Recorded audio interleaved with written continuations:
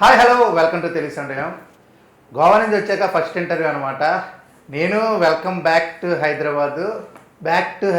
ఇక్కడ మైదర్ ఉన్నాడు. Hi మైదర్. Hi Aditya, బాగున్నావా? చాలా హ్యాపీగా ఉంది, ఎందుకంటే నేనే హైదరాబాద్ రావడం, నువ్వు హైదరాబాద్ వచ్చాడు. కమ్బ్యాక్. ఏంటి కమ్బ్యాక్? ఎందుకు హైదరాబాద్?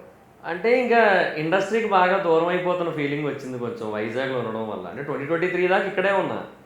సో ఈ రివ్యూస్ అనేవి 2021 నుంచి చేస్తున్నా కానీ ఇంకా యూట్యూబ్లో కంటిన్యూ చేస్తున్నాను. ఇంకా ఆ తర్వాత వైజాగ్ వెళ్ళిపోయాను. అంతే, నేటివ్ ప్లేస్ కదా, సరే అక్కడే ఉందాంలే, ప్రశాంతత అది ఇది అని ఏదో ఉంటాయి చూడు, మోటివేషనల్ కొటేషన్లు విని అరే వెళ్ళిపోదాంలే అనుకున్నా.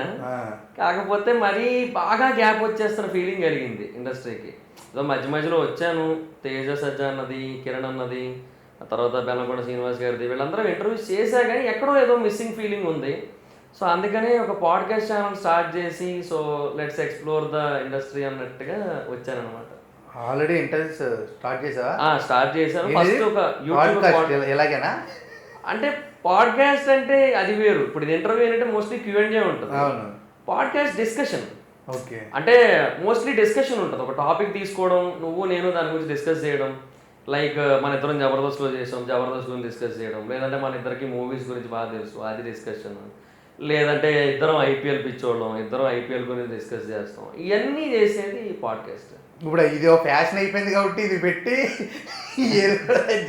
రమణ అంటాడు కదా, యాంకర్ రమణ ఒక ఇంటర్వ్యూ చూశాను. అలా పాడ్కాస్ట్ అంటే మీనింగ్ లేకుండా చేస్తా ఉన్నారు అని చెప్పి. అంటే ప్రాబ్లం ఏంటంటే ఎండ్ ఆఫ్ ది డే వచ్చే గెస్ట్ ఎవరైతే ఉంటారో ఆ గెస్ట్ని చూడాలనుకుంటున్నారు చాలామంది. So for whatever reason, అంటే నువ్వు ఏ క్వశ్చన్లు అడిగినా, అది క్వశ్చన్ అండ్ ఆన్సర్ అయినా, డిస్కషన్ ప్యాటర్న్ అయినా, to see the guest people podcast అయినా ఇంటర్వ్యూ అయినా చూస్తారు. ఇక దానికి ఇంకా ఏదో ఒక పేరు అంతే.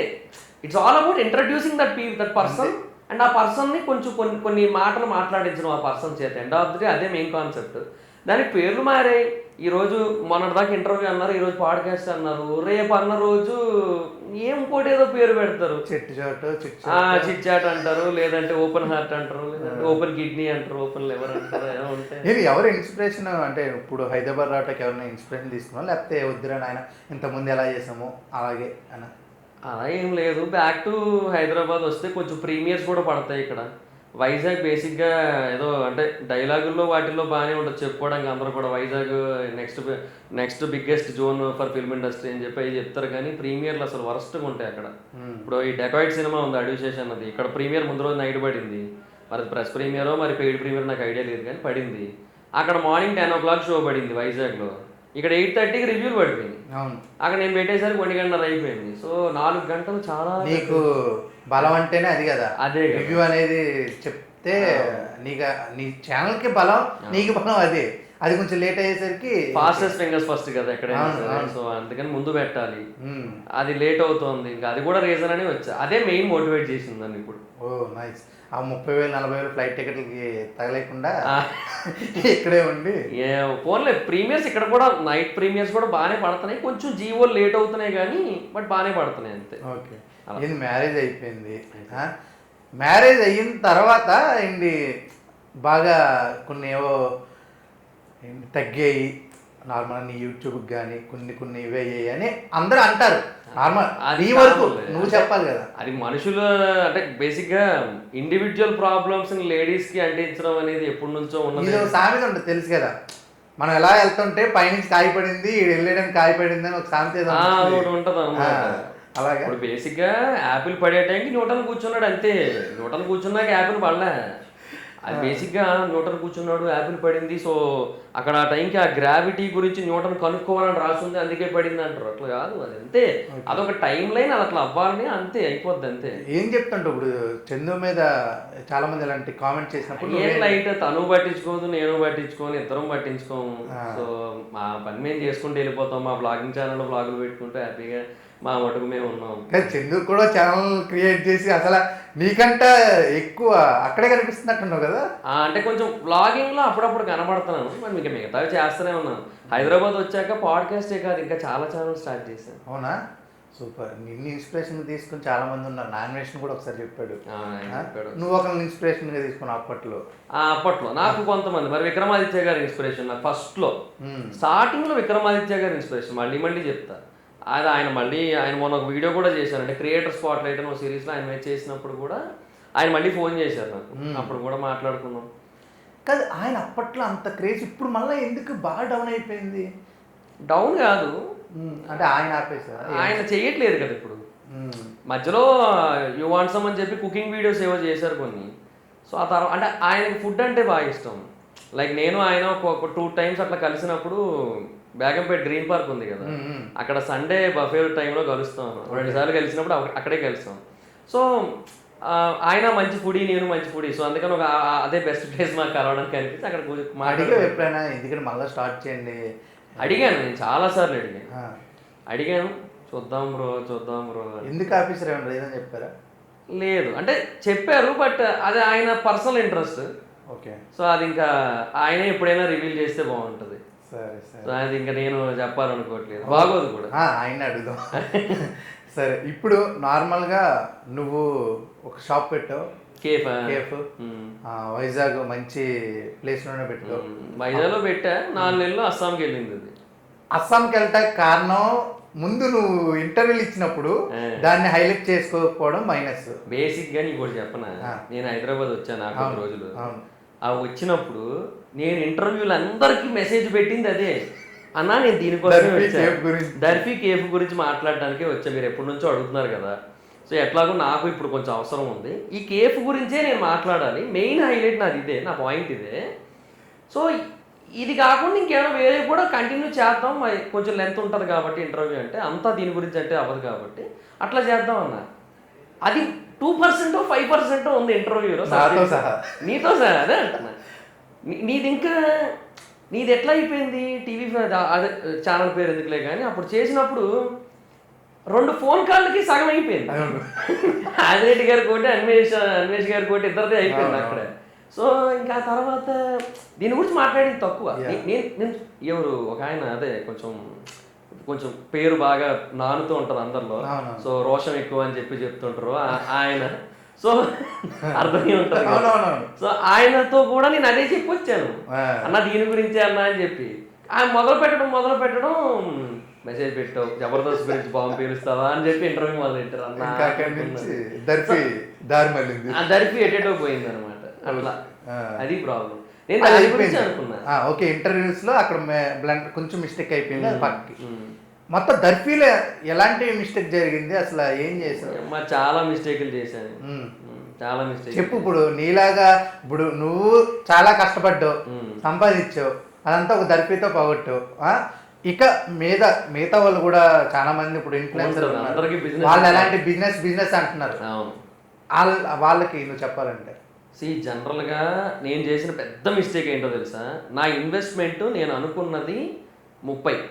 నేను 30 అనుకొని మొదలుపెట్టినోడిని, తర్వాత దిగిపోయిన తర్వాత ఎలాగా దిగిపోయాం కదా అని చెప్పి మంచి క్వాలిటీ పెట్టేయాలి, అది చేసేయాలి, ఇది చేసేయాలని చెప్పి నాకు ఇంటీరియర్కి 11 లక్షలు అయింది. అసలు ఇంటీరియర్కి అంత అనవసరం, ఏదో మార్బుల్ స్టోన్లు పెట్టించాను పైన, అది ఏందో అంటే వాళ్ళు నాకు చెప్తున్నారు అనమాట, ఇది పెడితే క్వాలిటీ ఉంటుంది, ఎక్కువ కాలం మన్నుతుంది, ఇవన్నీ చెప్తుంటే మిగతావి అయితే 6 నెలలకే పాడైపోతాయి ఇవన్నీ చెప్తుంటే సరే అని చెప్పి నేను పెట్టేసేటోడిని. సరే చేసేయండి అనేటోడిని, ఏదేదో చెప్పేటోడిని. ఫర్నిచర్కి ఎంత ఖర్చు అయిందో, మెషిన్ ఒకటి 4 లక్షలు, అంటే మెషిన్ 3.5 పైన ఉంటుంది, అంటే యాక్సెసరీస్ అన్ని 3,74,000 విత్ జిఎస్టీ. సో ఇవన్నీ కూడా మ్యాండేటరీ ఖర్చులు, మెషిన్ ఖర్చు మ్యాండేటరీ, దాన్ని ఏం చేయలేము మనం. కానీ రిమైనింగ్ తగ్గించుకోవాల్సింది. నేను బుక్ షెల్ఫ్లు పెట్టాను, ఆ బుక్ షెల్ఫ్లు పుస్తకాలకి నాకు దగ్గరగా 3 లక్షలు ఖర్చు అయింది. అది తర్వాత ఫాల్ సీలింగ్కి ఎక్కువ ఖర్చు అయిపోయింది. మ్యాట్ టైల్స్ అంటే నార్మల్ వైట్ టైల్స్ ఉంటాయి చూసా, మార్బుల్, అవి జారుతాయి అని చెప్పి, అంటే సర్వింగ్ చేసేటప్పుడు ఇబ్బంది అవుతుంది స్టాఫ్కి అని చెప్పి మ్యాట్ టైల్స్ వేయించాను జారకుండా, అదొక 2 లక్షలు. అంటే చెప్పుకుంటూ పోతే ప్రతి దానికి కూడా పెద్దగా ఖర్చులు అయిపోయింది. ఒకటి చేయాల్సింది ఇంటూ 2 అట్లా అయిపోయింది అనమాట. అది ఎండ లోపలికి రాకుండా ఫిల్ములు వేయించడాలు, ఇటుపక్క వాక్వే ఒకటి ఉందని చెప్పి దర్ఫీ పేరుని 10 లాంగ్వేజెస్లో ప్రింట్ చేయించి అంటించానట అంతా కూడా. దాని మీద మళ్ళీ బ్లాక్ ఫిల్మ్ వేసాను, సో దట్ అది క్లియర్గా ఎలివేట్ అయ్యి కనపడడానికి. దానికి 1 lakh అయిందంటే నమ్ముతాను, అట్లా జరిగిందనమాట. సో వాళ్ళు waste management, rent, advance, main first of all advance చాలా ఖర్చు అయిపోయింది. సో నేను అట్లా 30 అనుకోని మొదలైంది, 60 దాటిపోయింది. అంటే స్టార్ట్ చేసే టైంకి నాకు 58 59 అయింది. తర్వాత 4 నెలలు రన్ చేశాను. ఆ 4 నెలలు లాస్లోనే నడిచింది. అసలు ఒక్క నెల కూడా ఏమి అంత ప్రాఫిట్లో లేదు. ఫస్ట్ మంత్ లాస్ ఒక ఎంతో 80,000 ఎంతో ఉంది. సెకండ్ మంత్ నుంచి 1.5, థర్డ్ మంత్ 1.7, ఫోర్త్ మంత్ 2 అట్లా ఉండేసరికి ఇంకా జనాలే రాలేదా? వచ్చిన వాళ్ళు వచ్చారు. కాకపోతే రిపీటెడ్గా వాళ్ళే వచ్చారు తప్పిస్తే కొత్త వాళ్ళు రీచ్ అవ్వలే. ఓకే. ఇంకోటి నీకు అప్పుడు బాగా నెగిటివ్ కూడా చేశారు కదా? ఉంటారు మరి ఇంకా అది ఉండేదే. ఇంకా 4 నెలలు అసలు ఎన్ని సంవత్సరాలు కష్టపడినంతా సామ్రాజ్యం ముందు పెట్టడానికి 2 నెలలు, ఆ 4 నెలలు, మొత్తం 6 నెలలు. జూన్ నుంచి డిసెంబర్ లోపు మొత్తం శాండ్విచ్. నాకు చాలా బాగా, ఎందుకంటే నువ్వు ప్రతి నాతో షేర్ చేసుకునేవాడు కాబట్టి. దాని తర్వాత ఇంకా బాధాకరం ఏంటంటే అది సామ్రాజ్యం కూలింది, నువ్వు ఒక వీడియో చేసావు. ఆ వీడియోలో నువ్వు చాలా బాధపడ్డావు, డబ్బులు అడిగావు. చాలా మంది ట్రోల్స్ ఏం చేశారు అంటే యూట్యూబ్ ఛానల్ ఉన్నవాళ్ళు ప్రతి ఒక్కరు చేశారు నీ మీద ఒక వీడియో మొత్తం నెగిటివ్గా. అప్పుడు నువ్వు ఎలా ఉంది అంటే అవి చూసిన తర్వాత? అంటే నేను బేసిక్గా వాట్ ఎవర్ ఇట్ ఈస్ అంటే నా ఇంటెన్షన్ ఏంటంటే నేను కేవలం నేను బేసిక్గా ఎన్నో ఏళ్ళుగా మూవీ రివ్యూస్ చేస్తున్నాను కదా. సో నా రివ్యూస్ జెన్యూన్ అనిపించి నన్ను చూస్తున్న వాళ్ళకి ఏదో ఒక టైంలో నా వల్ల వాళ్ళకి ఎంతో కొంత ఉపయోగపడింది అన్నోళ్ళు ఏమైనా కొంచెం హెల్ప్ చేస్తారు కదా అన్నట్టుగా అనుకున్నాను నేను. కాకపోతే ఆ వీడియో కొత్త వాళ్ళకి రీచ్ అయింది, ఎక్కువ వెళ్తుంది కదా. సో అలా వెళ్ళినప్పుడు వాళ్ళ నుంచి బాగా నెగిటివ్ రెస్పాన్స్ వచ్చింది. సరే ఓకే లైట్. ఇంకా నేనేమంటే ఇంకా నేను అనుకున్నాను ఎవరో ఒకరు ఏదో ఒకటి అంటూనే ఉంటారని. బట్ అందరూ అన్నారు, ఎవరో ఒకరు కాకుండా చాలామంది అన్నారు. అవి నేను పట్టించుకోలేదు. సో ఇది జరిగిన తర్వాత ఇంకా ఆ వీడియో తీసేసి ఇంకా అప్పటికి చెప్పాను నాకు ఇంత వచ్చింది సో అండ్ సో అని చెప్పేసి ఇంకా ఆపేసేయండి అని చెప్పేశాను. అన్నీ తీసాను. తర్వాత మళ్ళీ నెక్స్ట్ డే నుంచి నా పని నేను చేసుకున్నా యాజ్ ఇట్ ఈస్గా. కానీ అంటే ఒక వీడియో బాగా ట్రోల్ చేశారు, నువ్వు 1 crore సంపాదించావు అని చెప్పి అందరి దగ్గరే చెప్పావు. అది ఇది రెండు కంపేర్ చేసి చాలా చేశారు. దాని 2019 నుంచి చేస్తున్నా, 2018 జూన్ నుంచి చేస్తున్నా. వేరే ఛానల్కి 6 నెలలు చేశా. 2019 జనవరి నుంచి నా ఛానల్స్. సో ఆ 2018 జూన్ నుంచి నేను ఇప్పటి వరకు సంపాదించింది, ఆ ఇంటర్వ్యూలు ఇచ్చే టైం వరకు సంపాదించింది 1. బట్ ఖర్చులు ఉండవా? ఎవ్రీ ఇయర్ ఖర్చు ఉంటుంది కదా. సో అవన్నీ పోగా ఎన్నేళ్ళు పైగా ఆ ఖర్చు అంటే చాలామంది ఏమనుకుంటారంటే లైక్ ఏదో రోజు తినడమో లేదంటే రెంట్లు కట్టుకోవడం అదే కాదు కదా. కొన్ని మెడికల్ ఎమర్జెన్సీస్ ఉంటాయి, అవి నేను చెప్పను, అవి ఉంటాయి. అవి మా ఇంట్లో అవన్నీ ఖర్చు అయినాయి. వాటికి ఒక ట్రీట్మెంట్కి, ఒక మోకాళ్ళ నొప్పుల ట్రీట్మెంట్కి దగ్గర 4 లక్షలు ఖర్చు అయింది. నాకు కాదు, మా ఇంట్లో మా అమ్మగారికి. సో ఇంకా మా రిలేటివ్ ఒక అమ్మాయికి నేను 3 ఏళ్ల పాటు డిగ్రీ చదవడానికి అని చెప్పి నేను ఫీజు కట్టాను నేను. ఇంకొక మా రిలేటివ్ ఒక అమ్మాయి బాగా కొంచెం అంటే ఫైనాన్షియల్గా కొంచెం ఉన్న వాళ్ళకి పెళ్ళికి కొంచెం ఒక గోల్డ్ ఆర్నమెంట్, ఒకటి చిన్న ఆర్నమెంట్ ఒకటి కొనేసి ఇచ్చాం. ఇట్లా హెల్పింగ్స్ అన్నీ చేస్తూ ఓ పక్క మా ఇంట్లో ఖర్చు అవుతూ వేరే ఖర్చులు ఉన్నాయి. నాకు పెళ్ళి అయింది, ఆ పెళ్ళికి మరి ఖర్చు అది ఎవరు పెట్టుకుంటారు? సో మాది లవ్ మ్యారేజ్ అయ్యి, సో ఇంకేం ఉండవు. సో మళ్ళీ మా సైడ్ నుంచే అంత నేనే చూసుకున్నాను మొత్తం. సో ఎవ్రీథింగ్ నేనే. సో ప్రతిదీ అంటే కొన్ని చెప్పే ఖర్చులు ఉంటాయి, కొన్ని చెప్పలేని ఖర్చులు ఉంటాయి. వాట్ ఎవర్ ఇట్ ఈస్ మొత్తానికి నాకు ఆ 2018 జూన్ నుంచి ఏవైతే జరిగిన ఖర్చులు ఉన్నాయో అవి నాకు ఒక 60 దాకా అయిపోతాయి కదా. రిమైనింగ్ 40 ఏదైతే ఉందో అందులో 30 పెడదామని దిగాను. కొద్దీ ఎటేటో వెళ్ళిపోయి ఇంకొక 20 దాకా తీసుకొని చేయాల్సిన పరిస్థితి వచ్చింది. అట్లా అన్నమాట, ఒక 25 దాకా. సరే అయిపోయింది, నీకు డబ్బులు ఇచ్చారు కొంతమంది. ఆ ఇచ్చిన వాళ్ళకి ఇప్పుడు నువ్వు ఒకవేళ సక్సెస్ అయితే ఏంటి, నువ్వేమైనా ఆలోచన? లేదు, బేసిక్గా నేను అదే చెప్దాం అనుకున్నాను. ఈ టాపిక్ మొదలుపెట్టినప్పుడే చెప్దాం అనుకున్నా. ఏంటంటే ఇప్పుడు కాకపోవచ్చేమో కానీ ఒక 1.5 year 2 years తర్వాత నేను ప్రామిస్ చేసి చెప్తున్నా, నా కెరీర్ మీద, నా మీద, అవసరమైతే నా ఫ్యామిలీ మీద కూడా ప్రామిస్ చేసి చెప్తున్నా. ఒక 2 years తర్వాత కానీ ఎప్పుడైనా సరే అట్లీస్ట్ ఒక 2 years అని ఎందుకు అంటున్నానంటే నాకు మినిమం కొంచెం రికవరీకి టైం పడుతుంది. సో ఆ తర్వాత నాకు ప్రసాద్ గారు 1 lakh ఇచ్చారు, VR50 ఇచ్చాడు కదా. సో వాళ్ళ డబ్బులు వాళ్ళకి తిరిగి ఇచ్చేస్తాను. మిగతా వాళ్ళకి కూడా 1500 మంది ఎవరైతే నాకు ఇచ్చారో వాళ్ళకే ఇవ్వాలని ఉంది. కానీ అంతమందిని మనం మళ్ళీ అప్రోచ్ కాలేం. వాళ్ళు ఎవరో తెలియదు, వాళ్ళు ఎక్కడి నుంచి చూసారో తెలియదు ఆ వీడియోని, వాళ్ళు ఏ కంట్రీ వాళ్ళో తెలియదు, ఏమీ తెలియదు మనకి. సో అందుకని వాళ్ళు ఏదైతే 2,72,000 ఇచ్చారో దానికి నా అమౌంట్ కొంత కలిపి కొన్ని ఫౌండేషన్స్కి నేను ఇచ్చేస్తాను. నేను బేసిక్గా ఇప్పుడు మోతీనగర్ ఉంది కదా, ఆ మోతీనగర్ లోపల డాన్ బాస్కో స్కూల్ ఉంటుంది, దాని పక్కన గల్లీలో ఒక ఆడపిల్లలది ఆర్ఫనేజ్ ఒకటి ఉంటుంది. సో దానికి ఎప్పుడు నేను బర్త్డేస్ టైంలో వాటి టైంలో ఇంతకుముందు ఇక్కడ ఉన్నప్పుడు ఇచ్చేవాడిని. వైజాగ్ వెళ్ళాక అక్కడ వేరే దానికి ఇస్తున్నాను. బట్ ఇప్పుడు మళ్ళీ ఇక్కడికి వచ్చాను కాబట్టి నేను మోస్ట్లీ అప్పుడు ఇక్కడే ఉంటాను ఒక 2 years తర్వాత కాబట్టి ఆ ఆశ్రమానికి, తర్వాత ఇంకా చాలా ఆశ్రమాలు ఉంటాయి కూకట్పల్లి దగ్గర కూడా. ఎంతమంది మా ఫాదర్ డెత్ యానివర్సరీ టైంలో భోజనాలు అవి పెట్టించినవి ఉన్నాయన్నమాట. సో వాటికి ఇలాగ ఒక 10 ఆర్గనైజేషన్స్ తీసుకొని 10 ఫౌండేషన్స్ తీసుకొని వాటన్నిటికీ కూడా ఈ అమౌంట్ ఈ 2,72,000కి నాది కొంత ఒక 1 lakh అయినా పక్కా కలుపుతాను. నేను 1 lakh అనుకుందాం, 3,72,000 నేను ఈ 10 ఫౌండేషన్స్కి ఇచ్చేస్తాను. సో వాళ్ళు కూడా హ్యాపీగానే ఫీల్ అవుతారు నాకు తెలిసి, నాకు ఇచ్చిన వాళ్ళు కూడా. ఎందుకంటే ఫౌండేషన్స్కి వెళ్తే లేని వాళ్ళకి ఇచ్చినట్టే ఉంటుంది కాబట్టి వాళ్ళు హ్యాపీగానే ఫీల్ అవుతారు. సో బట్ నాకు కొంచెం టైం ఇవ్వండి అని అడుగుతాను అంతే, అంతమించి ఇంకెట్టేది. ఎందుకంటే ఇప్పుడు చెప్పావు కదా ఇప్పుడు చేసి అంటే కొంచెం కష్టం. పైగా ఇప్పుడే హైదరాబాద్ ఒకటి వచ్చానా, షిఫ్టింగ్ ఛార్జీలు మామూలుగా లేవు, రెంట్లు అన్నీ ఇంకా నీ వాసిపోతుంది ఇక్కడ. ఓకే, ఇక్కడికి ఇది ఇప్పుడు సమాప్తం. నీ విజయం అవ్వాలని కోరుకుంటున్నా. ఇప్పుడు ఇక్కడ ఇండస్ట్రీలో నువ్వు చూస్తున్నావు, ఎలా ఉన్నాయి ఇప్పుడు సినిమాల పరిస్థితి ఎలా ఉంది? నువ్వు రివ్యూలు చెప్తుంటావు కదా, నీకు ఎలా అనిపిస్తుంది? ఇప్పుడు పెద్ద సినిమా ఉంది, పెద్ద సినిమా నీకు ఎలా అనిపించింది? బాగుంది. అంటే సినిమా అని చాలా మంది ఏం చేస్తుంటారంటే, ఎవరో మాట్లాడారు, అతను నాగవంశీ గారు అనుకుంటా, ఒక ఇంటర్వ్యూలో అన్నారు, ఆ టైంకి వాడి పెళ్ళంతో గొడవ అయినా కూడా ఆ ఎఫెక్ట్ సినిమా రివ్యూ మీద పెడతాడు అనేది అని చెప్పి నాగవంశీ గారు ఒకటిసారి ఎప్పుడో చెప్పారు. అది జెన్యున్గా నిజమే, కొంతమంది అలా ఉన్నారు. కానీ నేను మోస్ట్లీ ఏం చేస్తానంటే, సినిమాకి వెళ్తున్నానంటే మోస్ట్లీ ఫ్రెష్ మైండ్తో వెళ్తా. ఏం జరిగినా దానికి ముందు నాకు ఎంత టెన్షన్ ఉన్నా నేను ఫ్రెష్ మైండ్తో వెళ్తా. అండ్ ఆ సినిమా ఏ జోనరో అది చూసుకొని వెళ్తా. అండ్ నేను బేసిక్గా ఇప్పుడు స్పోర్ట్స్ డ్రామా, పెద్ద స్పోర్ట్స్ డ్రామా, దాని నుంచి నేను ఏదో out right Salaar elements expect చేయలేను, నేను మాస్ కమర్షియల్ ఎలిమెంట్స్ ఎక్స్పెక్ట్ చేయలేను. సో స్పోర్ట్స్ డ్రామాలా చూస్తా. సో నెక్స్ట్ ఇప్పుడు సంగీతం వస్తుంది, అది బేసిక్గా ఒక 94 ఏళ్ల వయసున్న ఒక డైరెక్టర్ తన విజన్ని మన ముందు పెట్టాలనుకుంటున్నారు, అలాగే చూస్తా. ఆ సినిమా జోనరే చూస్తా. నెక్స్ట్ 19th మా ఇంటి బంగారం ఉంది, అది అలాగే చూస్తా. ఒక లేడీ కథ, ఒక కథ నాకు తెలిసి ఆవిడ ఏదో లైక్ నక్సలైట్ ఏదో సంథింగ్ అనుకుంటా స్టోరీ. సో ఆవిడ ఒక ఇంటికి వెళ్తే అన్నట్టు ఉంది కదా, సో ఆ స్టోరీని ఆ వెర్షన్లో చూస్తా. సో ఆవిడ ఇంతకుముందు యశోద కూడా నేను అలాగే చూశాను, నేను సమంత గారిది.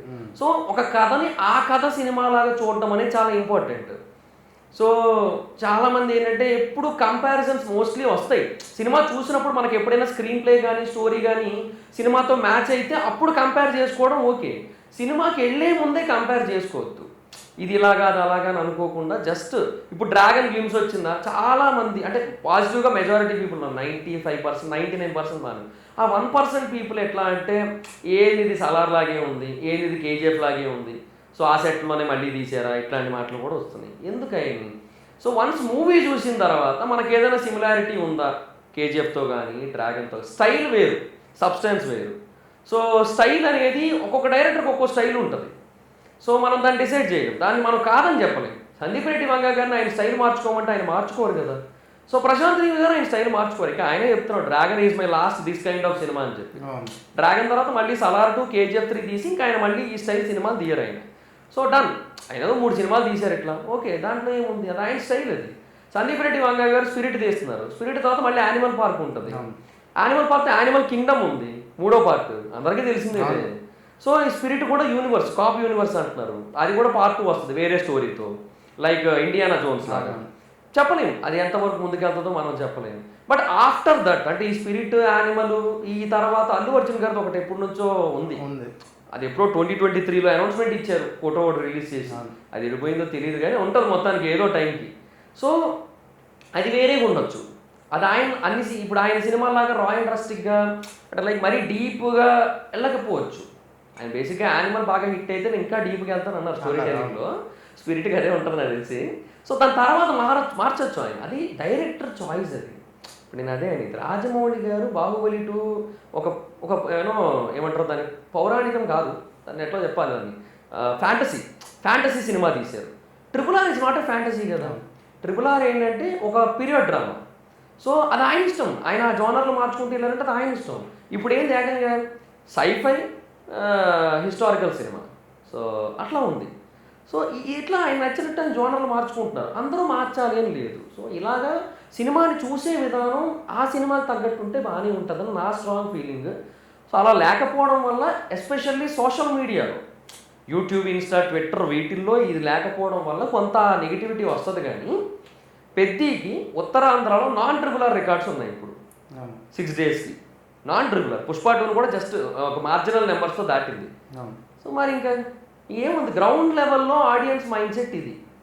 ఆ గ్రౌండ్ లెవెల్ అర్థం చేసుకొని నేను రివ్యూలు చెప్తాను. ఆడియన్స్ మైండ్ సెట్ ఎట్లా ఉంటుందంటే సినిమా బోర్ కొట్టిందా లేదా, ఎంటర్టైన్ చేసిందా లేదా, అంతే తప్పిస్తే కెమెరా యాంగిల్ ఇందాక ఇలా ఉంది, ఇప్పుడు ఎందుకు ఇలా ఉంది, ఇందాక లైట్ బాగా పడింది ఇప్పుడు లైట్ పడలేదు, ఇందాక డార్క్ ఉంది ఇప్పుడు ఎందుకు లైట్ ఉంది, కలర్ గ్రేడింగు, టెక్నికల్ టర్మ్స్ ఎవరికి కావాలబ్బా. అర్బన్ ఆడియన్స్ కూడా అడగట్లేదుగా టెక్నికల్ టర్మ్స్. మరీ ఘోరంగా విఎఫ్ఎక్స్ ఉంటే తప్పిస్తే ఇప్పుడు హరిహర వీరమల్లు ఉంది, హరిహర వీరమల్లు సెకండ్ హాఫ్ గుర్రం సీన్లు చూస్తే ఎవరికైనా అర్థమైపోద్ది అది బాగాలేదు, బ్యాడ్ విఎఫ్ఎక్స్ అని చెప్పి. సో దాన్ని మనం యాక్సెప్ట్ చేస్తాం, యునానిమస్ అది నార్మల్ ఆడియన్స్ కూడా అర్థమైపోద్ది ఇది ఏంటి తెలుగుందని చెప్పి. అది ఓకే. బట్ చిన్న చిన్న దానికి కూడా ఎత్తికి పట్టుకొని ఇప్పుడు దేవరాది ఉంటుంది, అదేదో అది అది సొరకి ఇట్లా వలేస్తున్న టైంలో సంథింగ్ అది కరెక్ట్గా లేదంట, చేతిలో అది లేదంట విఎఫ్ఎక్స్. అవి ఏంటి దేనికి ఇవన్నీ బాగానే ఉన్నాయి కావాలి ఇప్పుడు. ఓకే, అలా ప్రతిదీ క్షుణ్ణంగా ఫాలో అవుతూ చూస్తాను. అంటే ఆ సినిమా చూడాలని తగ్గట్టు ఆ సినిమాను చూస్తాను. అంటే చాలా మంది అలా చూడట్లేదు కదా, డైరెక్ట్ టికెట్ కొంటున్నారు వెళ్తున్నారు, విజిలేస్తే దేనికి వేసాడు అంటారు, అది ఎందుకు ఫైట్ అంటారు, అలా చూసి చెప్తున్నారు. వాళ్ళనే ఎక్కువ నమ్ముతున్నారు ఇప్పుడు జనాలు కూడా. అదే అది లేదు సోషల్ మీడియా ఊపది అంతే కూడా. చెప్తున్నా కదా గ్రౌండ్ రియాలిటీ చూడు, పెద్ద 5 రోజులకు 315 కోట్లు కొట్టింది. అవును. సో నిజంగా సోషల్ మీడియాలో నేను చాలా పాజిటివ్ చెప్పాను అది రివ్యూ చూస్తే. ఎందుకు స్పోర్ట్స్ డ్రామా అది బెస్ట్. అది నేను చాలా సినిమాలు చూసాను, లక్ష్య చూశాను, నాకు అది నచ్చలేదు. తర్వాత వరుణ్ తేజ్ గారితో ఒకటి ఏదో స్పోర్ట్స్ డ్రామా ఏదో వచ్చింది అప్పుడు ఆ మధ్య ఏదో వచ్చింది, నాకు అది కూడా అంత ఏం అనిపించలేదు. సో అదే చెప్పాను. కానీ ఇది స్పోర్ట్స్ డ్రామా పరంగా ఎంటర్టైనింగ్ ఉంది, బాగా బ్యాలెన్స్ చేశారు స్క్రీన్ ప్లే చాలు. ఇప్పుడు ప్రజెంట్ యూట్యూబ్ తగ్గిపోయింది, ఇన్స్టాగ్రాము బాగా పెరిగింది అనేసి అంటున్నారు. అది ఎంతవరకు కరెక్ట్ అంటారు? ఉంది మరి, జెన్సీ బేసిక్గా ఇన్స్టా ఇష్టపడతారు కదా, సో ఉంది. బట్ మన మిలీనియల్స్ లాంటి వాళ్ళందరికీ కూడా, నువ్వు మిలీనియలేనా 1990s నువ్వు? ఓకే, అయితే పర్లేదు. సో మిలీనియల్స్ అందరికీ కూడా యూట్యూబే ఇప్పటికీ కూడా బెస్ట్. యూట్యూబ్లో కూడా షార్ట్స్ చూస్తారు కొంతమంది, బట్ లాంగ్ వీడియోస్ కూడా బాగానే చూస్తున్నారు. బట్ ఫ్యూచర్లో ఎలా ఉండబోతుందంట? ఉంటుంది, బాగానే ఉంటుంది, మొత్తం ఏం కాదు. అంతేనా? ఇప్పుడు ఇది బేసిక్గా ఎప్పుడు నుంచి చెప్తున్నారు, ఒక 3 ఏళ్ళ నుంచి చెప్తున్నారు, పెద్ద మారింది ఏం లేదు కదా, ఒక 10 years ఉంటుంది బాగా. ఇన్స్టాలో కష్టపడాల్సిన అవసరం లేదు కదా, 1 minute కూడా వేస్తున్నారు, సింపుల్గా. అంటే అన్నీ ఉండొచ్చు, సాంగ్స్ కూడా కాపీరైట్స్ ఉండవు, ఏముండో, హ్యాపీగా ప్రమోషన్కి హ్యాపీగా చేసుకోవచ్చు. ఇక్కడ వచ్చేసరికి ఫుల్ లెంత్ చేయాలి, కష్టపడాలి, కాపీరైట్లు ఉండాలి, ఛానల్ ఎప్పుడు పోద్దో తెలీదు. ఇప్పుడు దురంధర్ ఉంది, దురంధర్ ఫస్ట్ పార్ట్లో అప్పుడు ఆయన అదే రెహమాన్ డెకాయిట్ది ఒక సాంగ్ ఇది డ్యాన్స్ చేస్తుంటాడు ఎంట్రీ, అది బాగా వైరల్ అయింది, అదే కొంచెం బాగా మైలేజ్ కూడా ఇచ్చింది. అట్లా సోషల్ మీడియా బాగానే హెల్ప్ అవుతుంది వాళ్ళకి, but it all depends. Okay, ఇప్పుడు నీ యూట్యూబ్లో టాప్ 10 ఉంటుంది కదా పాపులర్, అవన్నీ హిట్ సినిమాలే. అసలు అది నీకు తెలుసా? అంటే నార్మల్గా తెలిసే ఉంటుందిలే. ఫస్ట్ చూసుకున్నట్టయితే టాప్లో ఉంది సలారు, దేవరా, కల్కి, గేమ్ చేంజర్ ఏదో ఒకటి, పుష్ప, లైగర్, బింబిసార, వీరసింహారెడ్డి, గుంటూరు కారం, ఒక 4 కొంచెం అలా ఉన్నాయి, 6 మాత్రం తోపులో ఉన్నాయి. ఎంత వచ్చింది? అన్ని మిలియన్స్ దాటే కదా. అంటే సలార్కి బాగా వచ్చింది. సలార్కి అప్పట్లో డిసెంబర్లో రిలీజ్ కదా. యూట్యూబ్ ఎట్లా ఉంటుందంటే చాలామంది తెలియని ఒక ట్రిక్ ఏంటంటే అక్టోబర్, నవంబర్, డిసెంబర్లో ఆర్పిఎం ఎక్కువ ఉంటుంది. ఎందుకంటే కంపెనీస్ అన్నీ కూడా లాస్ట్ క్వార్టర్లో యాడ్లు పెట్టవు, థర్డ్ క్వార్టర్లో యాడ్స్ పెట్టి లాస్ట్ క్వార్టర్లో వాటి పెర్ఫార్మెన్స్ చూస్తాయి. ఓకే. సో అందుకని October, November, December third quarter, Jan, Feb, March last quarter financial ఇయర్కి. సో ఆ 3 నెలలు ఆర్పిఎం కుప్పలు ఉంటుంది అనమాట. ఓకే. సో డిసెంబర్లో రిలీజ్ కదా మనకి సలార్, సో అందువల్ల ఏంటంటే సలార్కి బాగానే వచ్చింది ఆర్పిఎం. సో బాగా వచ్చింది, మంచి నెంబరే. నేను పెట్టాను కూడా అప్పుడు 27,000 పెట్టాను, దానికి మంచి వర్తే నాకు అది. ఓకే. కానీ మళ్ళీ మిగతా వాటికి అంత రాదు. మళ్ళీ పుష్ప పర్లేదు, పుష్ప కొంచెం పర్లేదు, అది కూడా డిసెంబరే కాబట్టి. బట్ రిమైనింగ్ గేమ్ చేంజర్ తక్కువే ఉంటుంది ఆర్పిఎం. దేవర సెప్టెంబర్, అది కూడా ఆర్పిఎం తక్కువే ఉంటుంది. ఇంకోటేదో చెప్పు, గుంటూరు కారు జనవరి, అది తక్కువే ఉంటుంది. బింబిసార మార్చో ఎప్పుడో, ఐ థింక్ మార్చో ఎప్పుడో రిలీజ్. అయితే ఈ 3 నెలల్లో అందుకనే బిగ్ బాస్ కి చాలా మందికి ఎక్కువ ఇది వచ్చేది. ఆదిరెడ్డి గారు ఒక వీడియోలో కూడా చెప్పారు కదా, అక్టోబర్ నెలలో 39 లక్షలు వచ్చింది ఆయనకి. దానికి రీజన్ ఆయన సీజన్ 7 ఫుల్ ఊపులో ఉన్నాడు ఆయన, అదొకటి. తర్వాత రెండోది అని అప్పుడు ఇంకా ఎంతమంది లేరు, సాచురేట్ అయిపోలేదు వ్యూయర్షిప్. ఇప్పుడు ఏంటంటే ఎక్కువ మంది పెట్టారు ఆయన వీడియో వల్లే, ఆయన పుణ్యమే అదంతా. ఆయన బిగ్ బాస్ రివ్యూ అంటే 39 లక్షలు అనేసరికి ఎవరికైనా అప్పుడు 39 రాకపోయినా 39,000 వచ్చినా అది మొదలు పెడతారు. సో వాళ్ళ ఫ్యామిలీ మెంబర్స్, వాళ్ళ సర్కిల్లో ఉన్న వాళ్ళందరినీ ఇటే పుష్ చేస్తుంటారు చూడమని. బిగ్ బాస్ రివ్యూస్ రోజుకి ఒక్కరు చూడడానికి నెట్ అంతా అయిపోద్ది. అట్లా అనమాట. అట్లా కుప్పలు వచ్చారు, 1000 మంది చేస్తున్నారు. నేను చేస్తాను అప్పుడు. ఇప్పుడు బిగ్ బాస్ వచ్చింది కాబట్టి ఇప్పుడు 10 లోగో వచ్చింది. ఈ రోజు కూడా ఈ రోజు ప్రోమో వస్తుంది. లోగో ఎలా ఉంది అసలు? బాగుంది నైస్, పర్లేదు. కానీ నాకు అన్నిటికంటే బాగా నచ్చింది సీజన్ 5 లోగో. సీజన్ 5 నాకు ఎందుకు ఈ లోగోని చూస్తుంటే ఏదో వాటర్ ఫైర్ అన్నట్టు బ్లూ రెడ్ అయ్యి పెట్టారు. ఏంటి ఏం గమనించావు అసలు? అంటే బాగానే ఉంది. జనరల్గా ఈసారి ఏంటంటే మోస్ట్లీ ఈ commoner versus celebrity concept last time కూడా ఏదైతే ఉందో దాన్ని ఈసారి కొంచెం బెటర్ స్కేల్లో చేయబోతున్నారు అనిపిస్తుంది నాకైతే. బికాస్ ఈ ఎండ్ ఆఫ్ ది డే సెలబ్రిటీస్కి, అంటే ఎవరైతే సెలబ్రిటీ సెలెక్ట్ అవుతారో 10 మంది, ఆ 10 మందికి కూడా ఈవెన్ బిగ్ బాస్ గెలిచినా గెలవకపోయినా వాళ్ళకి మళ్ళీ ఆపర్చునిటీస్ ఉంటాయి.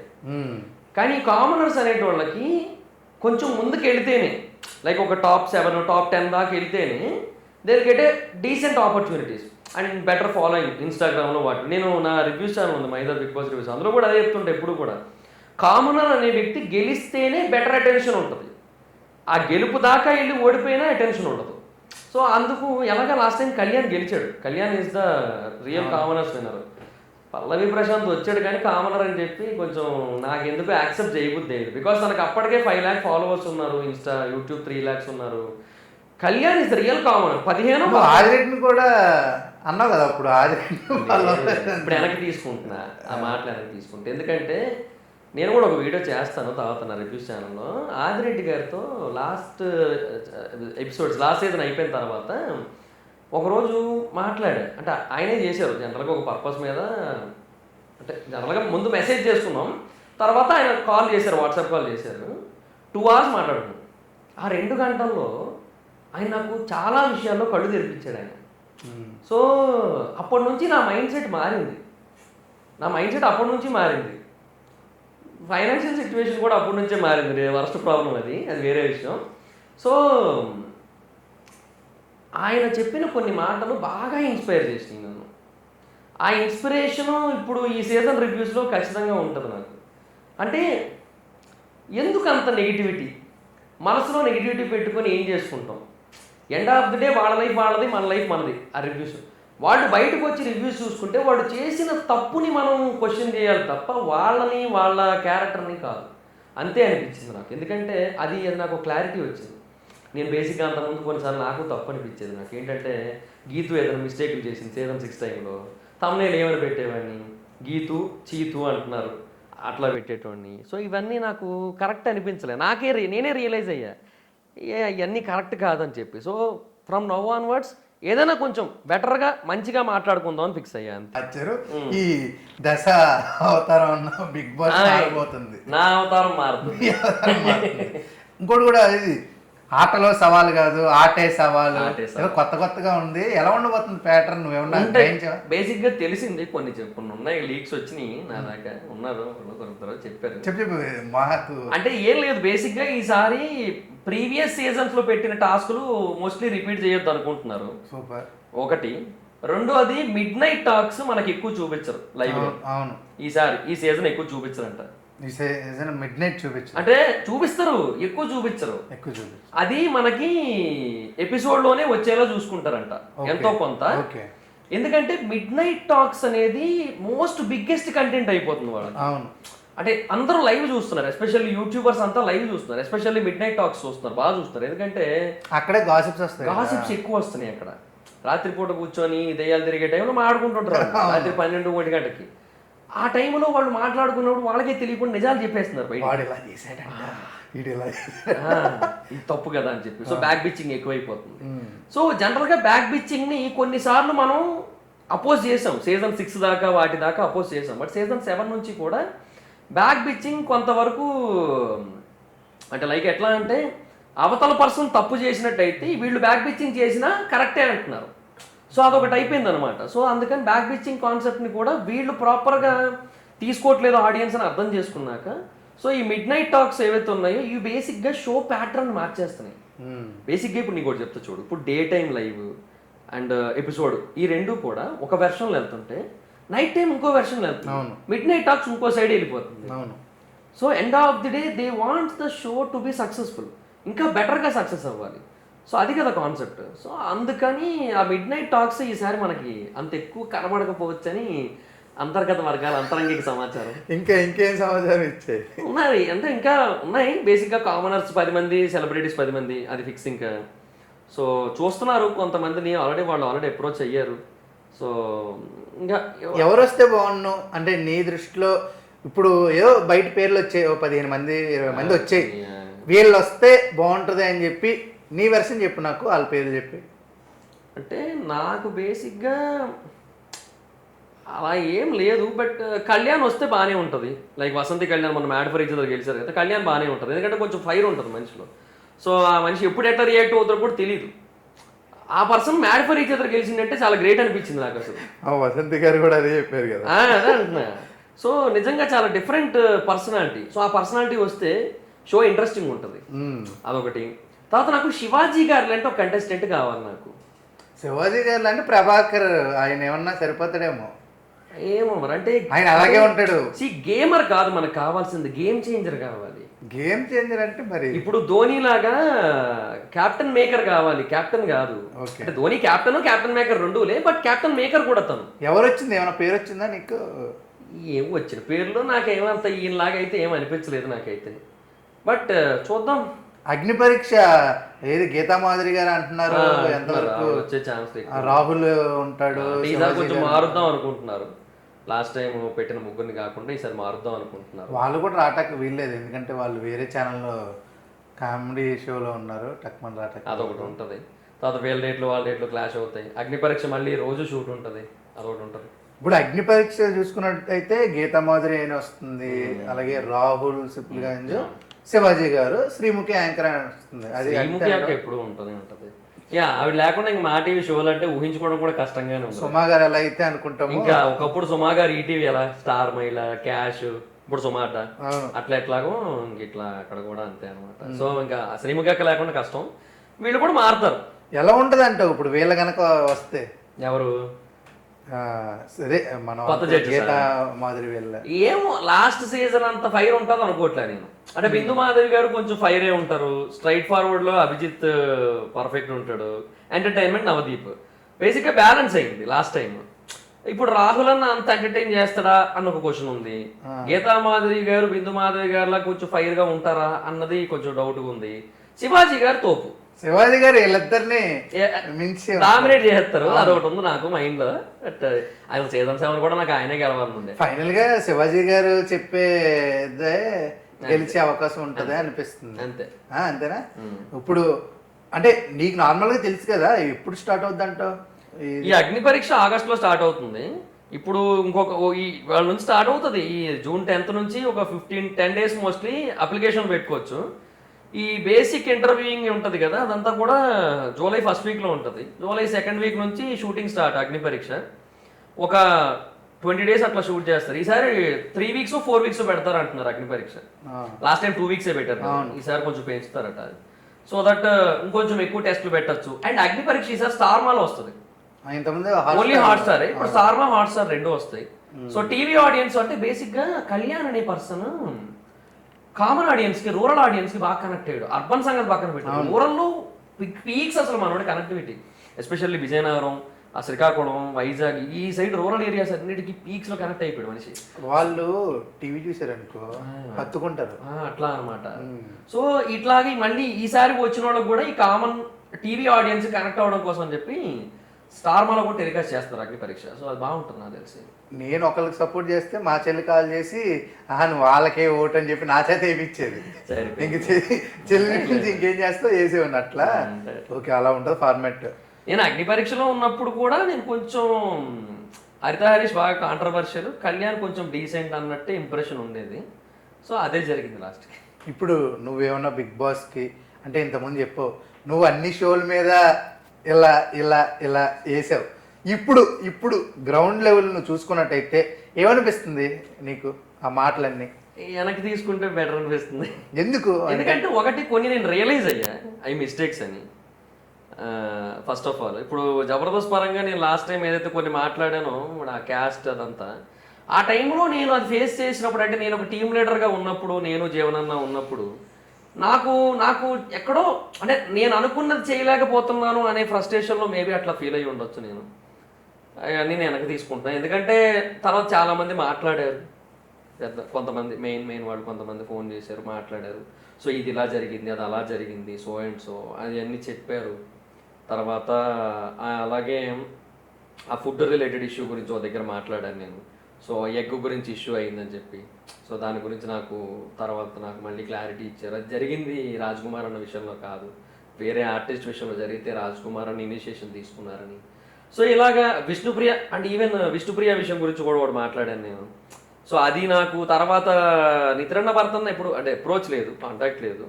బట్ వాళ్ళ దగ్గర మాట్లాడిన వాళ్ళు వేరే వాళ్ళు కొంతమంది నాకు తర్వాత చెప్పింది ఏంటంటే, అది చిన్న పాయింట్, అది ఉంది కాదనట్లేదు, కానీ అదే మెయిన్ రీజన్ కాదన్నట్టుగా కూడా చెప్పారంట. సో అట్లా కూడా జరిగినాయి అనమాట. సో ఇవన్నీ నాకు ఇనీషియల్గా నేను అప్పుడున్నప్పుడు నాకు కొంచెం అందరూ చెప్తే తెలిసిందే కదా మనకి. ఇప్పుడు నేను అసిస్టెంట్ డైరెక్టర్ని కాదు, నాకు ఎవరో అసిస్టెంట్ డైరెక్టర్ చెప్పారు అలాగే, నేను అదే నిజం అనుకున్నా. అట్లాగే ఈ ఫుడ్ది కూడా నాకు అలాగే ఒకటి చెప్పింది. ఆ రోజు నేను లేను, ఆ షూట్కి నేను లేను. సో ఎందుకంటే అది ఎక్స్ట్రాలో అయినట్టుంది, నేను అప్పుడు జబర్దస్త్లో ఉన్నట్టు. లేదు, జబర్దస్త్లో అయింది, నేను ఎక్స్ట్రాలో ఉన్నా. సో అట్లా జరిగింది, నాకు తెలియదు. సో వేరే వాళ్ళు చెప్పిందే కదా. సో కొంచెం బేసిక్గా అది ఎట్లా అంటే, శ్రీరామదాస్ సినిమాలో మంచుగడ్డని అందరి చేతులు మార్చి ఇచ్చేసరికి ఇంత పెద్ద మంచుగడ్డ లాస్ట్కి వచ్చేసరికి ఇంత అయిపోద్ది కదా. అలాగా మెయిన్ మ్యాటర్ ఇదైతే మన దగ్గర చెప్పిన మ్యాటర్ ఇదనమాట, వేరే దీనికి సంబంధం లేదు అసలు. సో అట్లా కొన్ని జరిగినాయి. సో నేను అనుకున్నవి కొన్ని, అక్కడ అయినవి కొన్ని రాంగ్ వేస్లో పోర్ట్రే అయినాయి అని చెప్పి కొంచెం చెప్పారు, తెలుసుకున్నాను, అర్థం చేసుకున్నాను.